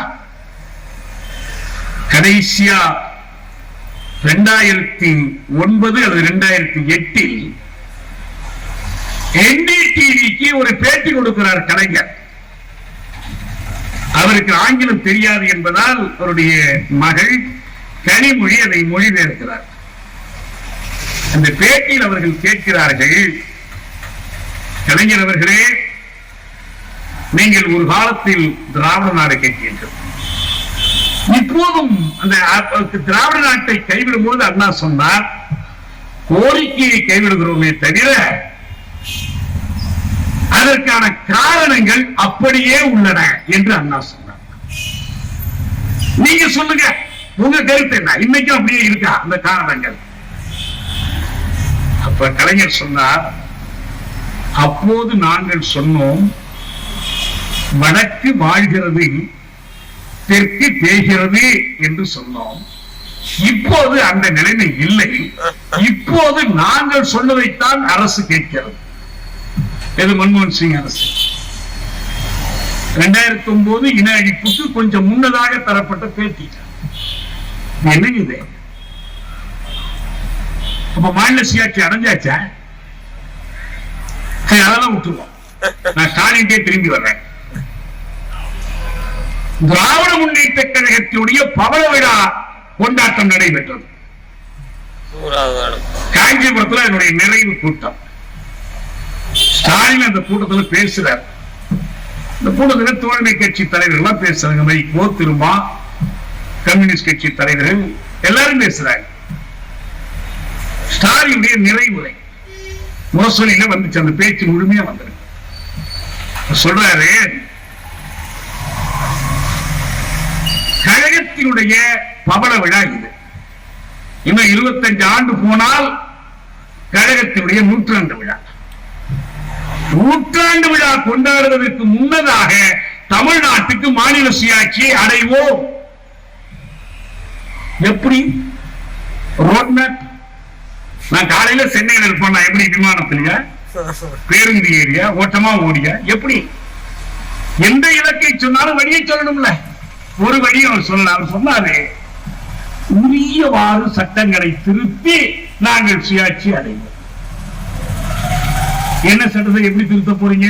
எப்படி திருத்த போறீங்க? திருத்துவதற்கான வழிவகை என்ன? 1965 மொழி போராட்டத்தின் போதும், பிறகு பல கட்டங்களாக நடந்த மொழி போராட்டங்களின் போதும் அண்ணா உட்பட திராவிட முன்னேற்ற கழகத்தினர் தீட்டு பொசுக்கிய இந்திய அரசமைப்பு சட்டத்தினுடைய 17வது பகுதியை ஒரு எழுத்து கூட உங்களால் மாற்ற முடியல. காளிமுத்துவும் காமராசனும் மதுரை தெப்பக்குளத்துறையில வச்சு எரித்தார்கள். ஒரு எழுத்து மாறல. 67 தொடங்கி இந்த 2025 வரைக்கும் திராவிட ஆட்சி தான். டெல்லியிலையும் அமைச்சர் பதவி உண்டு. யார் வந்தாலும் சரி, முதலமைச்சர் வந்தாலும் சரி. சரண் சிங் இருக்கிற காலத்துல அதிமுக போய் சேர்ந்துச்சு. யார் வந்தாலும் மாறி மாறி அதை போய் உட்கார்றாங்க. நீங்கள் இந்த 17வது பகுதியில் ஒரு கால் புள்ளியாவது நீக்கியதுண்டா? நீக்க முயன்றதுண்டா? மன்மோகன் சிங் ஆட்சியில செம்மொழி அங்கீகாரத்தை ஒத்துக்கிட்டார். நீங்க நான் சொன்னேன், பட்டி நடப்போருக்கு பட்டாடை கொடுத்துக்கிறீர்களான்னு கேட்டேன். எங்கள் குழந்தைகள் தமிழ்நாட்டு பள்ளிகளில், எங்கள் மழை குழந்தைகள் தமிழ் படிக்க வரையில்லை. நீங்க செம்மொழி தகுதி வாங்கிட்டோம்னா என்ன அர்த்தம்? பட்டியலப்போருக்கு சோறிட வேண்டும். பட்டாடை கொடுத்ததுனால என்ன பயன்? எதையுமே செய்ய முடியல. நான் இப்போது நான் கேட்கிறேன், திராவிட முன்னேற்ற கழகம் மாநில ஆட்சியில் இருந்து மத்திய அரசாங்கத்தில் பங்கேற்று இந்திய அரசமைப்பு சட்டத்தில் அது சாதித்திருக்கிற திருத்தம் என்ன? ஒரே ஒரு திருத்தத்தை காட்டுங்கள். மண்டல் குழு கொண்டு வந்து நிறைவேற்றியது அது விபி சிங். துணை என்றீர்கள், மகிழ்ச்சி.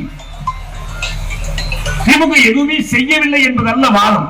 சட்டத்தை திருத்தி சுயாட்சி கொண்டு வருவோம் என்கிறீர்களே, அதற்கு நீங்கள் செய்தது என்ன? எப்படி இந்த 25 வருஷத்துக்குள்ள 2100 ஆண்டு திமுக 100 ஆண்டு கொண்டாடுகிற போது அரசமைப்பு சட்டத்தை எப்படி திருத்த முடியும்? தமிழ்நாட்டிலிருந்து எத்தனை பேரு? 39 பேர். புதுச்சேரியிலிருந்து தள்ளாடி வர்ற ஒரு ஆளை சேர்த்தீங்கன்னா 40 பேர்.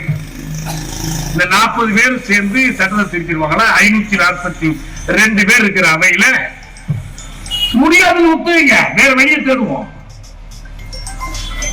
பிரித்தானிய நாடாளுமன்றத்திற்கு சென்று இந்தியாவுக்கு சுதந்திரம் வாங்கி தருவோம் என்று இந்திய காங்கிரஸ் தலைவர்கள் சொல்லி இருந்தால் நகைப்புக்கிடமாக இருப்பார்கள். அதுக்கு இதுக்கு என்ன வேறுபாடு? இந்திய நாடாளுமன்றத்தில் உட்கார்ந்து சட்டத்தை திருத்திக் கொண்டு வருவது எப்படி? என்ன வழி? யாராவது ஒரு விளக்கம் சொல்லணும். எதுவுமே இல்லாமல் நாங்க சுயாட்சி பெறுவோம். சரி ஐயா, சுயாட்சி இன்னும் பெறவில்லை. இன்னும் 25 ஆண்டுகளுக்குள் சுயாட்சி பெறுவோம் என்று ஒருவர் அறிவித்திருக்கிறார். அதற்கான வழிமுறைகளை காட்டாமலே அறிவித்திருக்கிறார். அதுக்குள்ள அவர் எப்படி சுயாட்சி நாயகரா மாறினாரு?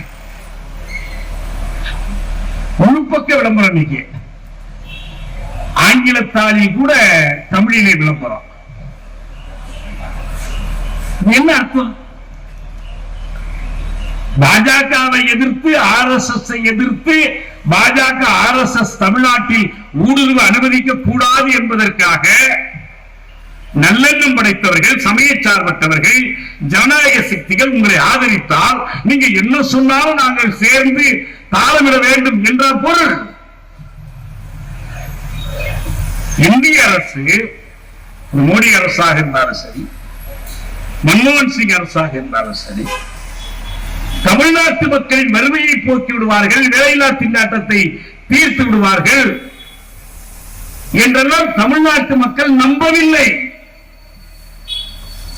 மோடி எத்தனை முறை வந்தார் தமிழ்நாட்டுக்கு சென்ற முறை நாடாளுமன்ற தேர்தலின் போது? அவரை நம்பல. மோடி சொல்வதை நம்புவது மூடநம்பிக்கை. ராஜஸ்தான் நம்பினாங்க, ஹரியானாவை நம்பினாங்க, மத்திய பிரதேச நம்பினாங்க. கொஞ்சம் கூட நம்பாத ஒரு நாடு இந்த தமிழ்நாடு.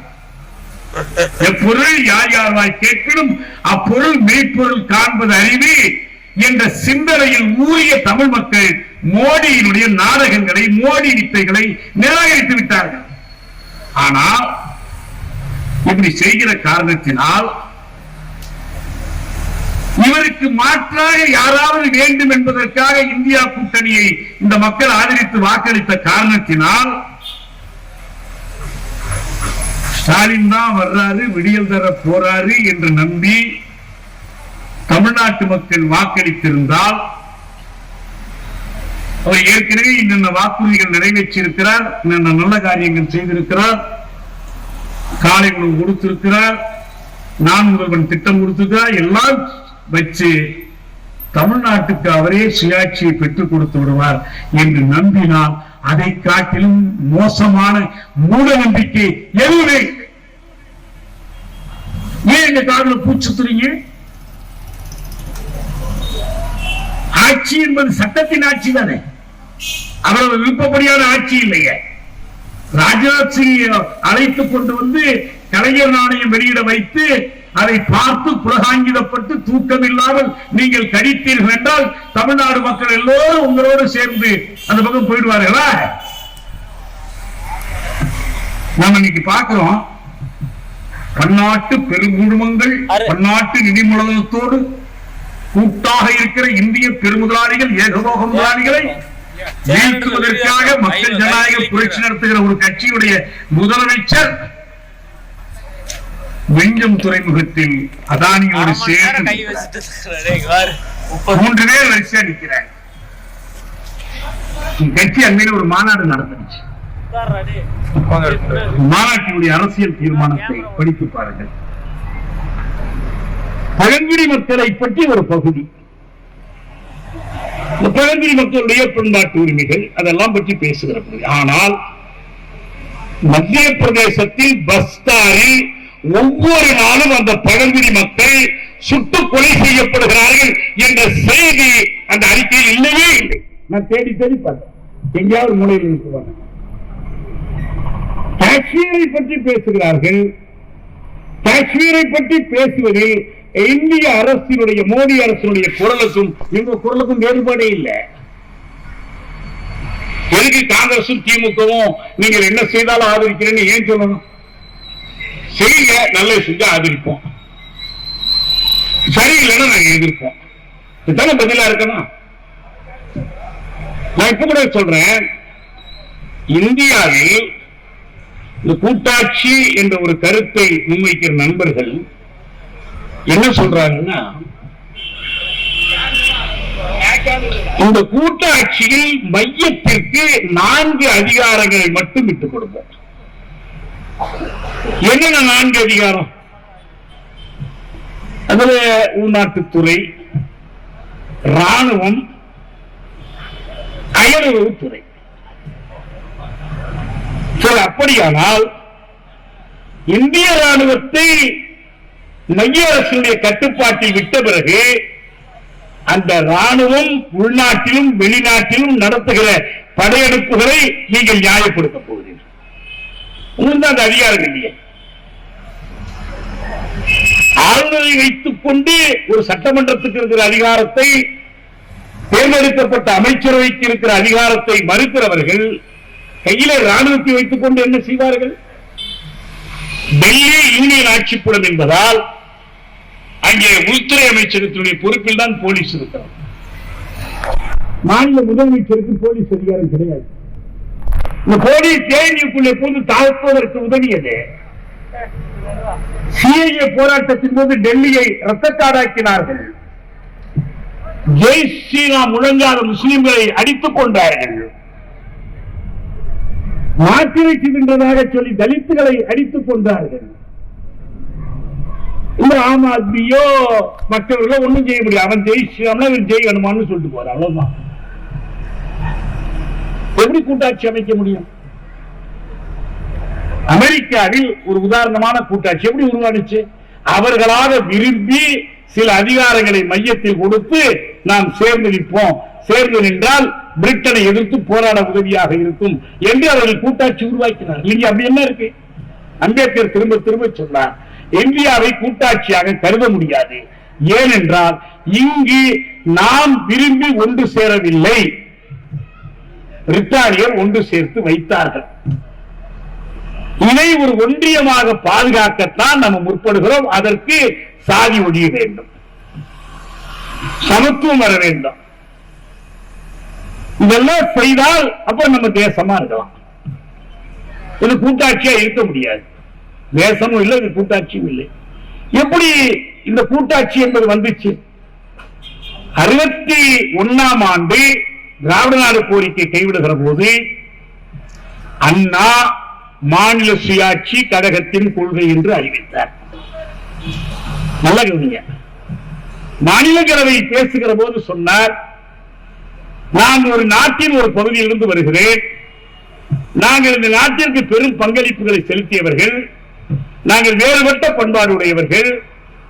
மு.க. ஸ்டாலின் பதவி பொறுப்பேற்ற போது இந்த உரையை வைத்துதான் we belong to the Dravidian stock என்று பேசினார். அதே பேச்சில் அவர் சொன்னார், we want self-determination, எங்களுக்கு சுயநிர்ணய உரிமை வேண்டும். இது அண்ணாவினுடைய மாநிலங்களவை பேச்சு. எங்களுக்கு அதிகாரம் செய்ய உங்களுக்கு ஏது இறைமை? எங்களுக்கு இருக்கிற இறைமையில் ஒரு பகுதியைத்தான் உங்களுக்கு விட்டுக் கொடுத்திருக்கிறோம். அதை பயன்படுத்தி எங்களுக்கு எதிராக நீங்கள் சட்டம் இயற்றினீர்களா என்று கேட்டார். அண்ணா மறைந்த பிறகு அதுவரை அண்ணாவால் சீண்டப்படாத காங்கிரஸ் கட்சியோடு கலைஞர் கூட்டணி அமைத்து திருச்சியிலே மாநாடு போட்டு மாநிலத்தில் சுயாட்சி, மத்தியில் கூட்டாட்சி என்ற முழக்கத்தை அவர்தான் கொடுத்தார். உண்மை என்ன? மத்தியில் காங்கிரஸோடு கூட்டணி, அவங்களுக்கு 10 இடம் கொடுத்தாச்சு. தமிழ்நாட்டில் ஒரு இடம் கூட கிடையாது. என்னோட தனி ஆட்சி. இந்த கூட்டணி ஆட்சி, தனியாட்சியை தான் அரசியல் சந்தர்ப்பவாதமாக அப்படி மாற்றினாங்க. அதான் அவங்க அந்த ஆணைய அறிக்கைகள், தீர்மானம் குறித்தெல்லாம் எந்த நடவடிக்கை எடுக்கல. இன்னும் சொல்ல போனால் இந்த தீர்மானத்தை இயற்றிய உடனேயே அவங்க செய்த முதல் காரியம், உச்ச நீதிமன்றத்தில் காவிரி தொடர்பான வழக்கை விலக்கிக் கொண்டு தமிழ்நாட்டுக்கு துரோகம் செய்த. அதுதான் துரோகம் ஆரம்பமானுச்சு. ஹேமாவதி ஹேரங்கி அணையை எதிர்த்து போட்ட வழக்கை திரும்ப பெற்றுக் கொண்டார்கள். ஜெயலலிதா கேட்டுக்கொண்டார் என்பதற்காக நிறைய வரலாறு சொன்னார். அதான் நான் சொல்கிறேன் நண்பர்களே, நான் மார்க்சியம், பெரியார் அம்பேத்கர் கொள்கைகள் இவற்றின் அடிப்படையில் நம்ம வள்ளலாரிலிருந்து வள்ளுவரிலிருந்து தமிழ் சமூகத்தில் உரிமைக்காக, நிகர்மைக்காக, அறத்திற்காக போராடிய, சிந்தித்த அனைவரிடமிருந்தும் கற்றுக்கொண்டு இந்த போராட்டத்தை நாம் முன்னெடுப்போம். நாம் ஒன்றை தெளிவாக சொல்லுகிறோம், நமக்கு என்ன தேவை என்பதை எந்த தயக்கமும் இல்லாமல் மக்களிடம் நாம் கொண்டு சேர்க்க வேண்டும், சொல்லியாக வேண்டும். நான் சொன்னேன், 2 பாதை தான் இருக்கு, 3வது பாதை இல்லை. சுயாட்சி பாதை, கூட்டாட்சி பாதை, கூடுதல் அதிகார பாதை, ஒரு பாதையும் இல்லை. அந்த பாதை நீங்கள் விரும்பினாலும் விரும்பாவிட்டாலும் உங்களை எங்கே கொண்டு போய் சேர்த்திருக்கிறது என்றால் மேலும் மேலும் அடிமை பள்ளத்தாக்கிலே இறக்கி இருக்கிறது. மொழிக் கொள்கை, மும்மொழி கொள்கை, இதோ அந்த நம்பர் பிரச்சனை மாதிரி பார்க்கிறாங்க. 3 மொழி, ஏன் 3 மொழி, என்ன 10 மொழி கற்றால் வேணாம் நான் சொல்லுவேன். ஒருவருடைய தேவை, கல்வி தேவை, வேலை தேவையை பொறுத்து ஒரே ஒரு மொழி கற்றாலும் கற்கலாம், இன்னொருத்தர் 4 மொழி கற்கலாம். ஆனா என்ன 3 என்ன கணக்கு? ஏற்கனவே தாய்மொழி இருக்கு, ஆங்கிலம் இருக்கு, அது வரலாற்று வழியில் வந்திருக்குது தொடர்ச்சியா. 3வது மொழியாக இந்தியை நீ கற்றுக்கொள், ஓ மொழியை நான் கற்றுக்கிறேன். அவன் யாரும் கத்துக்கல, இந்தியை தான் திணிக்கிறான். இப்ப ஒரு மோடி ஒரு புதுசா ஒரு வித்த காட்டார், இந்தி தான் இல்ல, இந்தி அல்லது வேறு ஏதாவது ஒரு 3வது மொழி, வேறு ஏதாவது ஒரு 3வது மொழி. அதுக்கு என்ன வசதி? ஆசிரியர் உண்டா? பயிற்சி உண்டா? நான் வெளிப்படையாக ஒரு தொலைக்காட்சியில் பாஜகவினருக்கு சவாலாக சொன்னேன், அண்ணாமலை உட்பட எல்லோருக்கும் சொன்னேன், தமிழ்நாட்டில் இந்தி அல்லாமல் வேறொரு 3வது மொழியை கற்றுக் கொடுக்கிற மைய அரசு பாடத்திட்டத்தில் உள்ள ஒரு பள்ளியை எனக்கு காட்டுங்கள், நான் இந்த வாதத்தை விட்டு விடுகிறேன் சொன்னேன். ஒன்று கூட இல்லை. அவங்க தமிழை பயிற்சி மொழியாக்க விரும்புறாங்களாம். என்ன கஸ்தூரங்கன் அறிக்கை சொல்லுவான், அவன் சொல்றான் 5ஆம் வகுப்பு வரை தமிழை பயிற்சி மொழியாக்குவது சிறந்தது. எப்படி? வேறவர் பாசிபிள், முடிஞ்ச இடங்களில் எல்லாம் செய்யணும். முடிஞ்ச இடம் எது? சிபிஎஸ்இ பள்ளியில முடியாது, இன்டர்நேஷனல் ஸ்கூல்ல முடியாது, ஐஎஸ்சில முடியாது, கேந்திரிய வித்யாலயால முடியாது, வேற எங்கேயா முடியும்? இன்னைக்கு வந்திருக்க செய்தி, சிபிஎஸ்இ பள்ளிக்கூடங்களில் 3ஆம் வகுப்பு, 5ஆம் வகுப்பு, 8ஆம் வகுப்பு தேர்வு. என்ன நோக்கம்? இந்த கல்விக் கொள்கையினுடைய முழு நோக்கமும் மாணவர்களை வடிகட்டுவது. நம்ம தமிழ்நாடு, கேரளம் போன்ற மாநிலங்கள் படிப்புக்கு மேல மேல போகக்கூடிய மாணவர்களுக்கு ஊக்கம் அளிக்கிற மாதிரி அந்த என்ரோல்மெண்ட் ரேஷியோ அதிகமா இருக்கு. பீகார்ல இல்ல, ஊப்பில இல்ல. எனவே இவனை பின்னால இழுக்கணும். எப்படி இழுக்கிறது? தேர்வு வச்சு வடிகட்டுறது. எப்படி நீட் வச்சு மருத்துவ கல்விக்கு போறவனை தடுக்கிறானோ, ஜேஇஇ ஜாயிண்ட் என்ட்ரன்ஸ் எக்ஸாமினேஷன் வச்சு மற்ற நுழைவுத் தேர்வுகளை பயன்படுத்துறானோ, அது போல ஒரு வடிகட்டுற முறை. 3ஆவதுல ஃபெயில், நீ படிக்க வேண்டாம், போதும். எதுக்கு படிக்க போற? 5ஆவதுல ஃபெயில், படிக்க வேண்டாம். 8ஆவதுல ஃபெயில். சரி, இந்த ஃபெயில் ஆகிறவன் என்ன பண்ணுவான்? அரசு சொல்லுது, நீ போய் உங்க அப்பன் தொழிலை செய்ய, அதுக்கு நாங்க கடன் தரோம். இதான் விஸ்வகர்மா திட்டம். பழைய குலக்கல்வி திட்டத்தினுடைய தொடர்ச்சி தானே இது. இதுக்கான ஒரு திட்டத்தை அறிவிக்கிறான் நம்ம பள்ளி கல்வித்துறை அமைச்சர். சொல்றாரு, சிபிஎஸ்இயில் படிக்கிற மாணவர்களுடைய பெற்றோர் இதை ஏற்றுக்கொள்ளக்கூடாது, இதை மறுக்க வேண்டும். நல்ல யோசனை, நானும் சொன்னேன். ஆனா நீங்க அமைச்சரா இருந்து சொல்ல வேண்டியதில்லை, இத்தகைய சிபிஎஸ்இ பள்ளிகளுக்கு தமிழ்நாட்டில் அனுமதி கிடையாதுன்னு சொல்லு. நீ அதிகாரத்தை வச்சிருக்கிற, உனக்கு நாங்க லைசன்ஸ் கொடுக்க மாட்டோம்.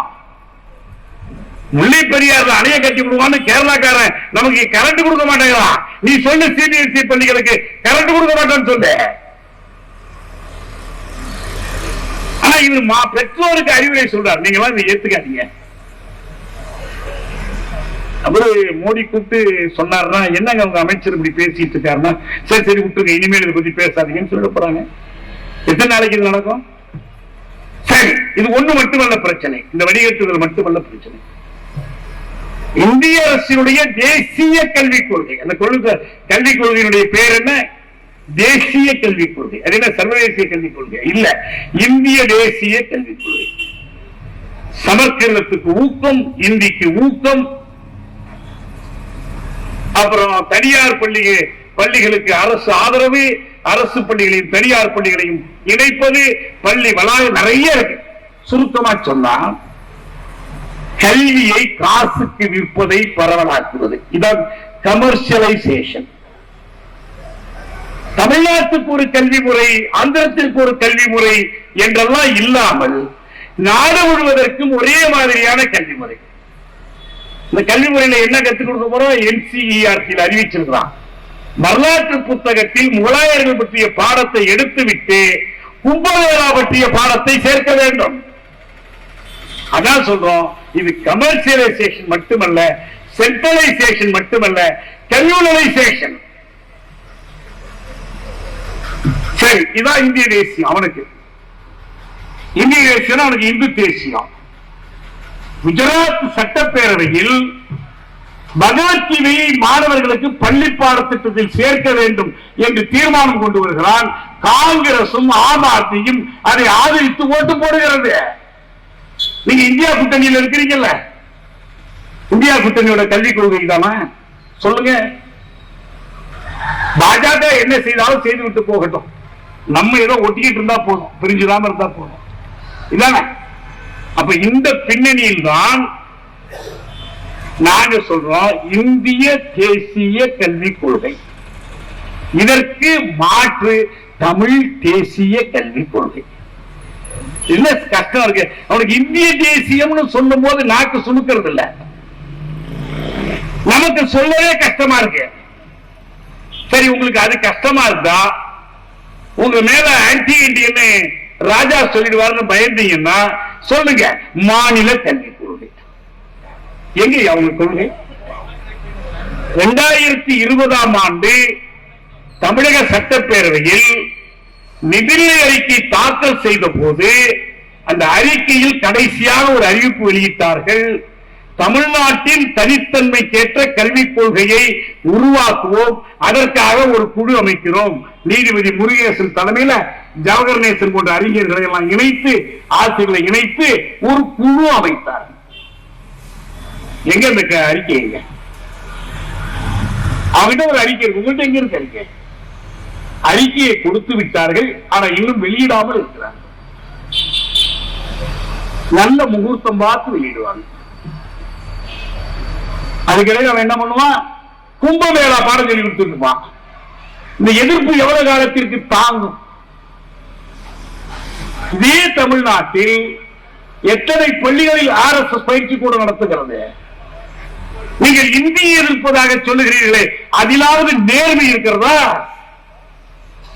இந்த மெட்ரிகுலேஷன் பள்ளிக்கூடங்களில் எல்லாம் இந்தி 3வது பாடமாக சொல்லித்தரவில்லை என்கிறீர்களா? இல்ல. என் பேரனை ஒரு பள்ளிக்கூடத்தில் சேர்க்கறதுக்கு ஒரு அரசு பள்ளியில கட்டணம் இல்லாம படிக்கலாமேன்னு சேர்க்க போனோம். எங்களுக்கு தமிழ் மீடியம் வேணும். ரைட்டு, தரோம் சார், எல்லாமே தரோம். ஒரே ஒரு கண்டிஷன் தான், இந்த பள்ளியில் நீங்கள் சேர்த்தால் சமஸ்கிருதம் கட்டாயம் படிக்க வேண்டும். அரசு உதவி பெறும் பள்ளி. என்னங்க நடக்குதுங்க? உங்க கையில் இருக்கிற கல்வித்துறையிலேயே உங்களுக்கு அதிகாரம் இல்லை, அல்லது அந்த அதிகாரத்தை பயன்படுத்த நீங்கள் அதிகமாக இல்லை. எப்படி நடக்கும்? என்ன நடக்கும் என்றால், இந்திய ஆளும் அரசு 1000 வழிகளில் இவர்களை கயிற்றை கட்டி வைத்துக் கொண்டிருக்கிறது, இவர்களை ஆட்சி படைக்கிறது. ஏன்னா அவங்க கையில் இருக்கிற கருவிகள் சாதாரணம் இல்லை. என்போர்ஸ்மென்ட் டைரக்டரேட், வருமான வரி பிரிவு, CBI எல்லாம் கையில் வச்சிருக்காங்க. என் மடியில் கனம் இல்லை, மடியில் பயம் இல்லை என்று சொல்லுவதற்கு யாரும் முன்வரவில்லை. ஏன்னா மடியில் கனம் இருப்பதாக சொன்னதே நீங்க தான். அவன் ஒரு வாஷிங் மிஷின் வச்சிருக்கிறான் பிஜேபி. யாரு என்ன ஊழல் செஞ்சுட்டு வந்தாலும் மிஷின்ல போட்டு அடிச்சா அப்புறம் சுத்த சிவபிரகாசம் வெளியே. நீங்க ஒரு வாஷிங் மிஷின் வச்சிருக்கீங்களா? பழைய ஆட்சியில் ஊழல் செய்தவன் எல்லாம் சேர்த்துக்கிட்ட உடனே தலைமையகத்தில் சுத்தம் பண்ணி கொண்டு வந்துட்டீங்களா? முடியாது. நாம் சந்திக்க வேண்டி இருக்கிற, முகம் கொடுக்க வேண்டி இருக்கிற அந்த பேராபத்தை திராவிட முன்னேற்ற கழக தலைமை சரிவர உணரவில்லை. உணர்ந்தால் அவங்க இப்படி இருக்க முடியாது. இந்த ஆபத்திலேயே உச்சகட்டம் என்னன்னா, போன தேர்தலுக்கு பிறகு 400 இடத்துக்கு மேல பெற்று RSS நூற்றாண்டில் 80 ராஷ்டிரத்தை அறிவிக்க வேண்டும் என்று அவர்கள் திட்டமிட்டார்கள். ஆனா அவங்க அதை எதை வைத்து அறிவிக்க நினைச்சாங்கன்னா இந்த ராமர் கோயில் கட்டியாச்சுங்கிறத வச்சு.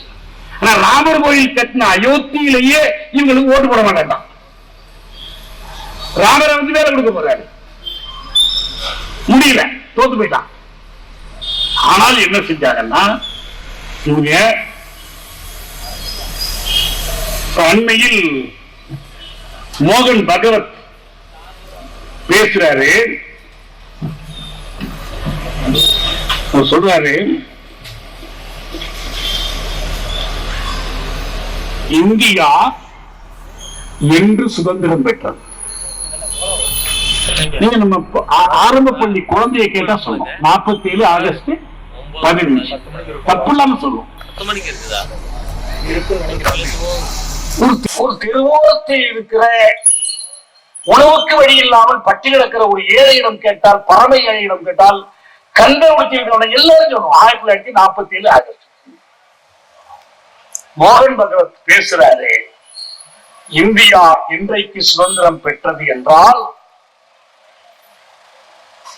ராமர் கோயில் கட்டப்பட்டு வசிஷ்ட பிரதான், அதாவது குடமுழுக்கு மோடி நின்று செய்தாரே, அன்றுதான் இந்தியா சுதந்திரம் பெற்றது. 47 ஆகஸ்ட் 15 கொடி மாற்றியது சுதந்திரம் அல்ல. 50 ஜனவரி 26 குடியரசானது சுதந்திரம் அல்ல. அயோத்தியில் பாபர் மசூதியை இடித்த இடத்தில் ராமர் கோயில் கட்டினோமே, அன்றுதான் இந்த நாட்டுக்கு விடுதலை நாள். அவங்களுடைய விடுதலை எப்படிப்பட்டதாக அவங்க எப்படி கருதுறாங்கன்னா, இந்த விடுதலை எல்லா பக்கமும் முழுசா வரல, தமிழ்நாடுல இன்னும் இதுக்குள்ள முழுசா வரல. இதுக்குள்ள முழுசா வரணும்னா ரவி சொல்ற மாதிரி இந்திய மக்கள் எல்லோரும் ராம பக்தர்களா பாருங்க. அவங்களுக்கு மட்டும்தான் இந்த நாட்டில் வாழ இடம் உண்டு.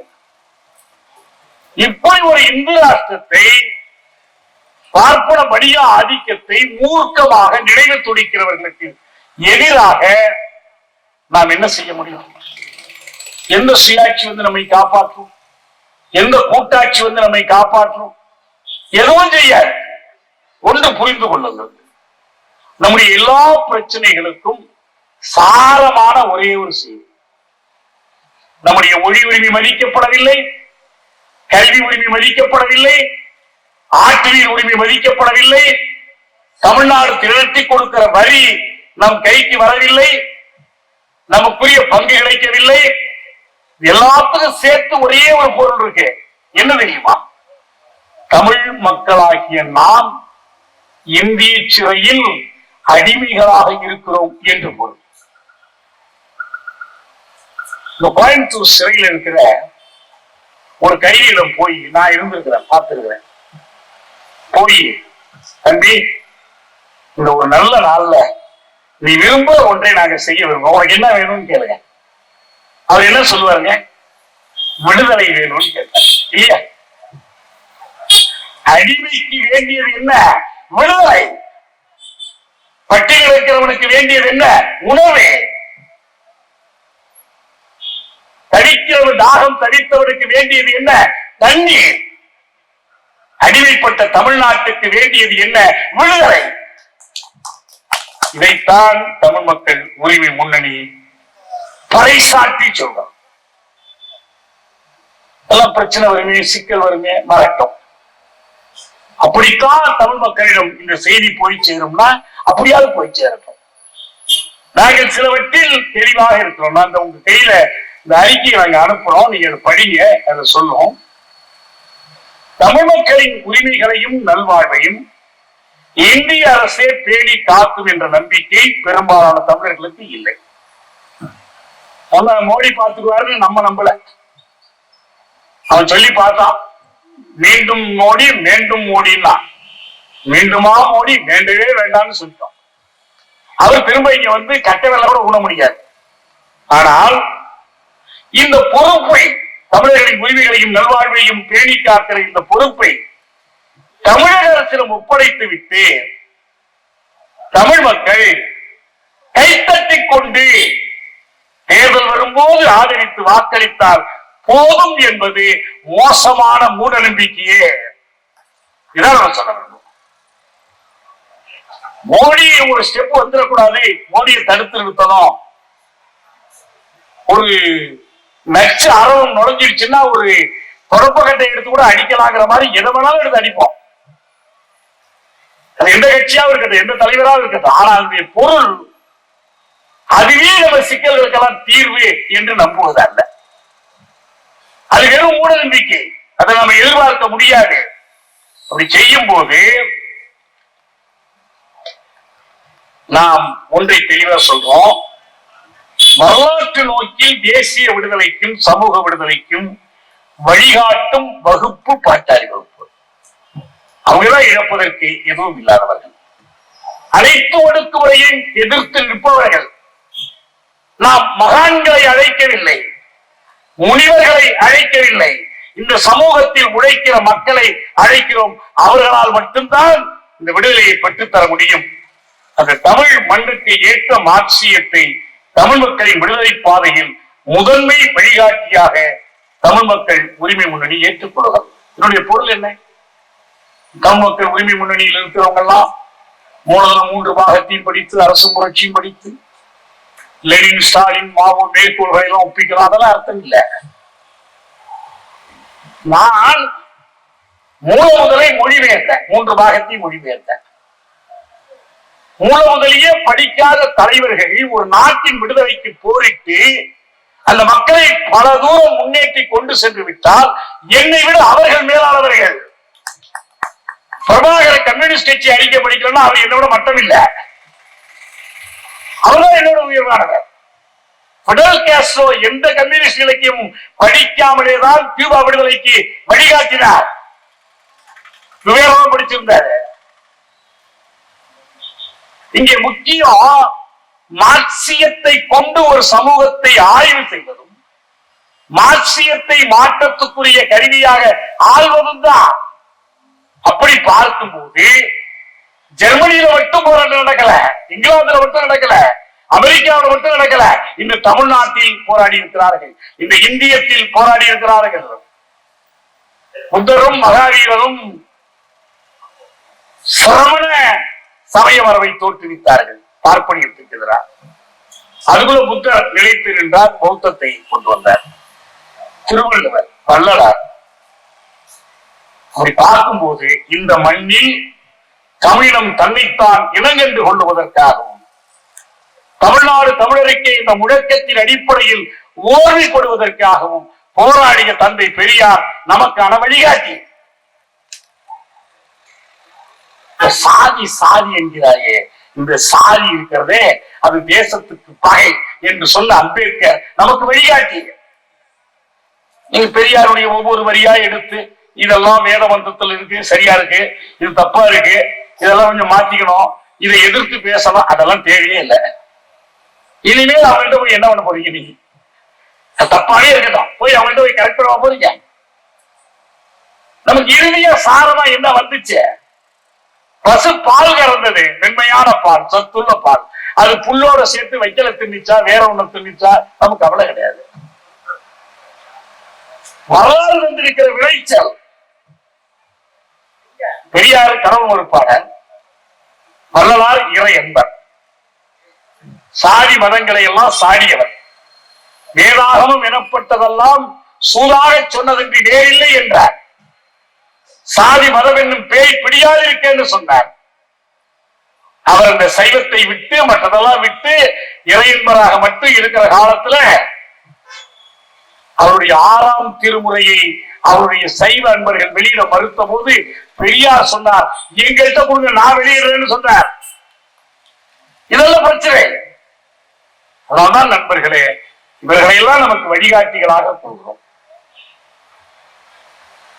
பயிற்சியாவது எழுதனா, பணத்தியாவது எழுதனா, இறைச்சி தோல் எலும்பிலே இறக்கமிட்டு இருக்குதோ என்று கேட்டாலே சித்தன், அவனுடைய முன்னோடி. எல்லாத்தையும் ஒருங்கிணைத்து விடுதலைக்கான பாதையை செப்பமிட வேண்டும். செப்பமிடும் போது வருகிற ஈகங்களுக்கு, இழப்புகளுக்கு நாம் அந்நியமாக இருப்போம். நாங்கள் ஒன்று தெளிவாக சொல்லுவோம், இந்திய நாட்டில் ஒரு சட்டம் இருக்கிறது, இந்த சட்டத்தில் நல்லதும் கெட்டதும் இருக்கிறது. அந்த சட்டம் சில அடிப்படை உரிமைகளை நமக்கு வழங்கி இருக்கிறது. இந்த உரிமைகள் யாரோ போட்ட பிச்சை அல்ல. இது இந்த மக்கள் போராடி பெற்ற உரிமைகள். அந்த உரிமைகளில் கருத்துரிமை ஒன்று. இந்திய ஒருமைப்பாடு என்ற ஒரு கருத்து உனக்கு இருப்பது போல் இந்தியாவிலிருந்து விடுதலை என்ற கருத்து எனக்கு உண்டு. உனக்குள்ள உரிமை எனக்கு உண்டு. இதை அரசு மறுக்குமானால் சந்திப்போம். ஏன்னா இந்த பிரிவினை தடை சட்டம் 61 கொண்டு வந்தாங்க. 73 தமிழ்நாடு தமிழருக்குன்னு பெரியார் முழங்கலையா? 6 தனித்தமிழ்நாடு மாநாடு நடத்தலையா? சாலையாருக்காக குரல் கொடுக்கலையா? தடை சட்டம் வந்துடுச்சு. எனவே நான் தெளிவா சொல்றேன், நாங்கள் பிரிவினை கேட்கவில்லை. We are not asking for secession. We are asking for freedom. நாங்கள் கேட்பது விடுதலை, பிரிவினை அல்ல. நீதான் பிரிக்கிற, காஷ்மீர் மக்களை பிரிக்கிற, இந்து முஸ்லிம்களை பிரிக்கிற, பிரிக்கிறது. நாங்க சேர்க்கிறோம், தமிழர்களை ஒன்றாக சேர்க்கிறோம். பிறரோடு சேர்ந்து வாழ நாம் அணியமாக இருக்கிறோம். ஆனால் என்னுடைய விடுதலையை மதிப்பதாக இருந்தால் சேர்ந்து வாழலாம். இதனால ஒரு சிலர் சிறைக்கு போகணும், இந்த அடக்குமுறை அனுபவிப்போம். காந்தியை சுட்டுக் கொள்வதில் உடந்தையாக இருந்த, காந்தியை சுட்ட நாத்துராம் கோட்சேயினுடைய தம்பி கோபால் கோட்சே 16 ஆண்டுகள் கழித்து விடுதலையாகி வந்த பிறகு அமெரிக்க ஏறு ஒன்றுக்கு பேட்டி கொடுக்கிறான். காந்தி எங்க நோக்கத்தை ரொம்ப கெடுத்துட்டாருங்க. நாங்க இந்து ராஷ்டிரம் அமைப்பதற்கு ஒரு பெரிய தடையா இருந்தார். ஆனால் காந்தி தான் இந்திய மக்களின் சிறையச்சத்தை போக்கியவர். யாரு? கோபால் கோட்சேயினுடைய வாக்குமூலம். பிரிட்டிஷ்காரன் வர்றான், தடி வைத்திருக்கிறான், ஜெயில் கட்டி வச்சிருக்கிறான், துப்பாக்கி வச்சிருக்கிறான், போலீஸ் ஸ்டேஷன் கொண்டே டானாவில் அடைச்சிருவான் என்று பயந்து பயந்து கிடந்த மக்களை, பாரதி சொல்லுவார்ல, இவன் எப்படி எல்லாம் அஞ்சு கிடந்தாங்க, அப்படி அஞ்சு கிடந்த மக்களை அஞ்சாவே எதிர்ப்பினில் இந்த சிறையச்சத்தை போக்கியவர் காந்தி. தென்னாப்பிரிக்க தமிழர்களிருந்து கற்றுக்கொண்டு வந்து இந்த நாட்டு மக்களுக்கு ஒரு கற்றுக் கொடுத்தார். இந்த சிறையச்சம் நீங்கிவிட்டால் நம்ம நோக்கத்தை அறிவிப்பதிலும் நோக்கத்துக்காக போராடுவதிலும் தடையே இல்லை. நாம் அறப்போராட்டம், அமைதி வழி போராட்டத்தை நடத்துவதற்கு எல்லா வாய்ப்பும் உண்டு. புதிய வாய்ப்புகளை உருவாக்கி கொள்ள முடியும். என் மாற்று கருத்தோடு இயங்குகிறவனுக்கு அந்த உரிமையை நான் வழங்க விரும்புகிறேன். எவனையும் தடை செய் என்பது என் கோரிக்கை அல்ல. நான் உன்னை தடை செய்ய வேண்டாம், நீ என்னை தடை செய்யாமல் இருந்தால். ஒன்று தெரியும், இன்றைக்கு இருக்கிற ஊடக சூழல், பாலத்தீனத்தில் என்ன நடக்கிறது, பஸ்தாரில் என்ன நடக்கிறது, காஷ்மீரில் என்ன நடக்கிறது, ஆயுதங்கள் பெருகிவிட்டன, அணு ஆயுதங்கள் பெருகிவிட்டன, தொழில்நுட்பங்கள் வளர்ந்து விட்டன, புதிய கருவிகள் வந்துவிட்டன. இவற்றை எதிர்த்து நிராயுதபாணியான மக்களை நாங்களும் ஆயுதம் எடுத்து போராடுகிறோம் என்று சொல்லி களப்பலி கொடுப்பது போராட்டம் அல்ல.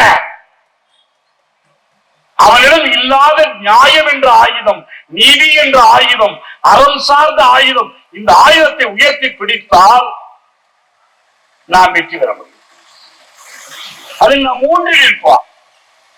படிப்பினை வேறு விதமாக கற்றுக் கொடுக்குமானால் உலக வரலாறு ஒரு செய்தியை நீட்டிக்கிறது.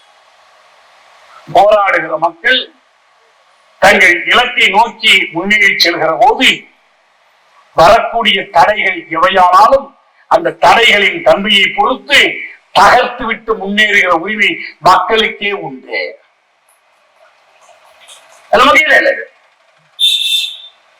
இது நமக்கு தெரிந்த பாடம். பகைவனுக்கு தெரிந்திருந்தால் முறையாக இந்த முரண்பாட்டை தீர்த்துக் கொள்ளலாம். இல்லை என்றால் நாம் மக்கள் பக்கம் நின்று மக்களை திரட்டி போராடுவதன் மூலம் நம்முடைய இலக்குகளை அடைய முற்படுவோம். நமக்கு தெளிவா சொல்றோம், தமிழ்நாட்டுக்கு விடுதலை வேண்டும், தேசிய விடுதலை வேண்டும், சமூக விடுதலை வேண்டும். அதற்காக மக்களை அணிதிரட்டுகிற உரிமை நமக்கு வேண்டும்.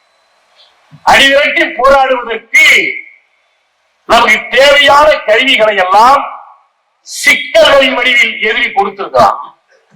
யாரையாவது கேட்கிறேன், யார் வேணாலும் வந்து வாங்கிட்டோம்.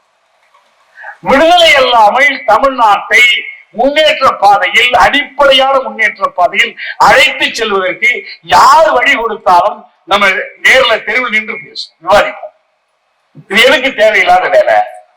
சட்டசபைக்கு என்ன அனுப்புங்க, நான் விடுதலை வாங்கி தரேன். இந்த ஆள முதலமைச்சரா இருக்கீங்க, நான் விடுதலை வாங்கி தரேன். சொல்லுங்க, யாராவது சொல்லுங்க. அரசமைப்பை பொறுத்து சொல்லுங்க, இன்னைக்கு இருக்கிற புறநிலைகளை பொறுத்து சொல்லுங்க. ஒண்ணுமே முடியாது. நாம் கண்கூடாக பார்க்கிறோம். சான் ஏறினால் முழம் சறுக்குகிறது. முழம் சான் ஏறவே ஏறாது, முழம் சறுக்கிக் கொண்டே இருக்கும்.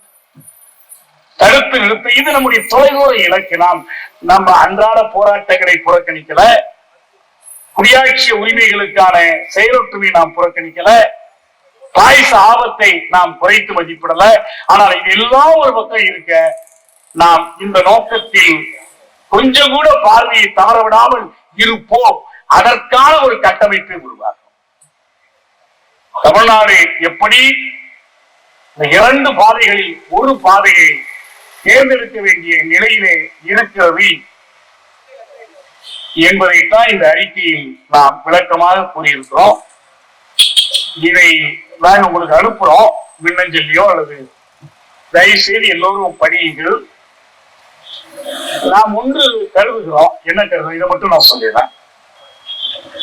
பாசிச எதிர்ப்பு ஆற்றல்கள், ஜனநாயக சக்திகள், இதுல பிஜேபி எதிர்க்கணும்னா திமுக ஆதரிக்கணும். இந்த கருத்துடைய இருக்கிறாங்க. திமுக ஆதரிக்கணும், ஆதரிக்கிற அளவுக்கு ஆதரிப்பதற்குரிய விகிதத்தில் ஆதரிக்கணும், பிரச்சனை இல்லை. ஆனால் குறை சொல்லாமல் ஆதரிக்கணும், விமர்சனம் இல்லாமல் ஆதரிக்கணும். ஸ்டாலின் திரும்புற பக்கத்துல எல்லாம் பார்த்து ரசித்து ஆதரிக்கணும். அவன் சொல்ற சுயாட்சி நாயகர் பட்டத்தை நாமும் சொல்லி ஆதரிக்கணும். முடியாது. அதுக்கு நாங்க தயாரா இல்ல. நான் ரொம்ப சுருக்கமா அந்த வாய்ப்பாட்டை சொல்றேன். திமுகவா பாஜகவா என்று நீங்கள் கேட்ட போது, அதுவும் கொள்கைகளின் அடிப்படையில் திமுக என்று தீர்மானிக்க நமக்கு உரிமை உண்டு. ஆனால் திமுகவா தமிழ்நாட்டு மக்களா என்ற கேள்வி வரும்போது திமுக அல்ல, தமிழ்நாட்டு மக்கள் தான் என்று தீர்மானிப்பார். இதான் தெளிவான பார்வை. நம்ம எப்ப என்ன கேள்வி வருது பார்ப்பா. நீங்க உயிரோட புடிச்சுக்கிட்டு போய் மோதல் சாவுன்னு கொண்டுட்டு அதை பத்தி பேசக்கூடாது, பேசினா ஸ்டாலினுக்கு சங்கடம்னா அதுக்கு நாங்க அதிகமா இல்லை. இதெல்லாம் மனதில் கொண்டு நாம் இதை செய்கிறோம். நண்பர்களை தொடர்ந்து உறவில் இருப்போம். இதற்கான ஒரு கருத்து என்பது எப்போது வலிமை பெறும்னா, அது வெகு மக்களின் கருத்தாக மாறணும். ஒரு வெகு மக்களால் ஆட்கொள்ளப்படுகிற ஒரு கருத்தாக மாற வேண்டும் என்றால் அதற்கு ஒரு பாலம் அமைக்கணும், ஒரு மனித பாலம் அமைக்கணும். இதுதான் நமக்கும் அந்த மக்களுக்கு இடையிலான ஒரு கண்ணி, ஒரு அமைப்பை நாம் உருவாக்கணும். ஒரு உருவாக்கத்தில் இருக்கக்கூடிய இந்த பெரும் இடர்பாட்டை கருதி எங்களுக்கு இருள் தீர எண்ணி செய்வதற்கு எல்லா வகையிலும் துணை நில்லுங்கள், உடல் நில்லுங்கள், எங்களோடு சேர்ந்து செயல்பட முன்வாருங்கள் என்று அழைத்து வாய்ப்புக்கு நன்றி கூறி விடைபெறுகிறேன். வணக்கம்.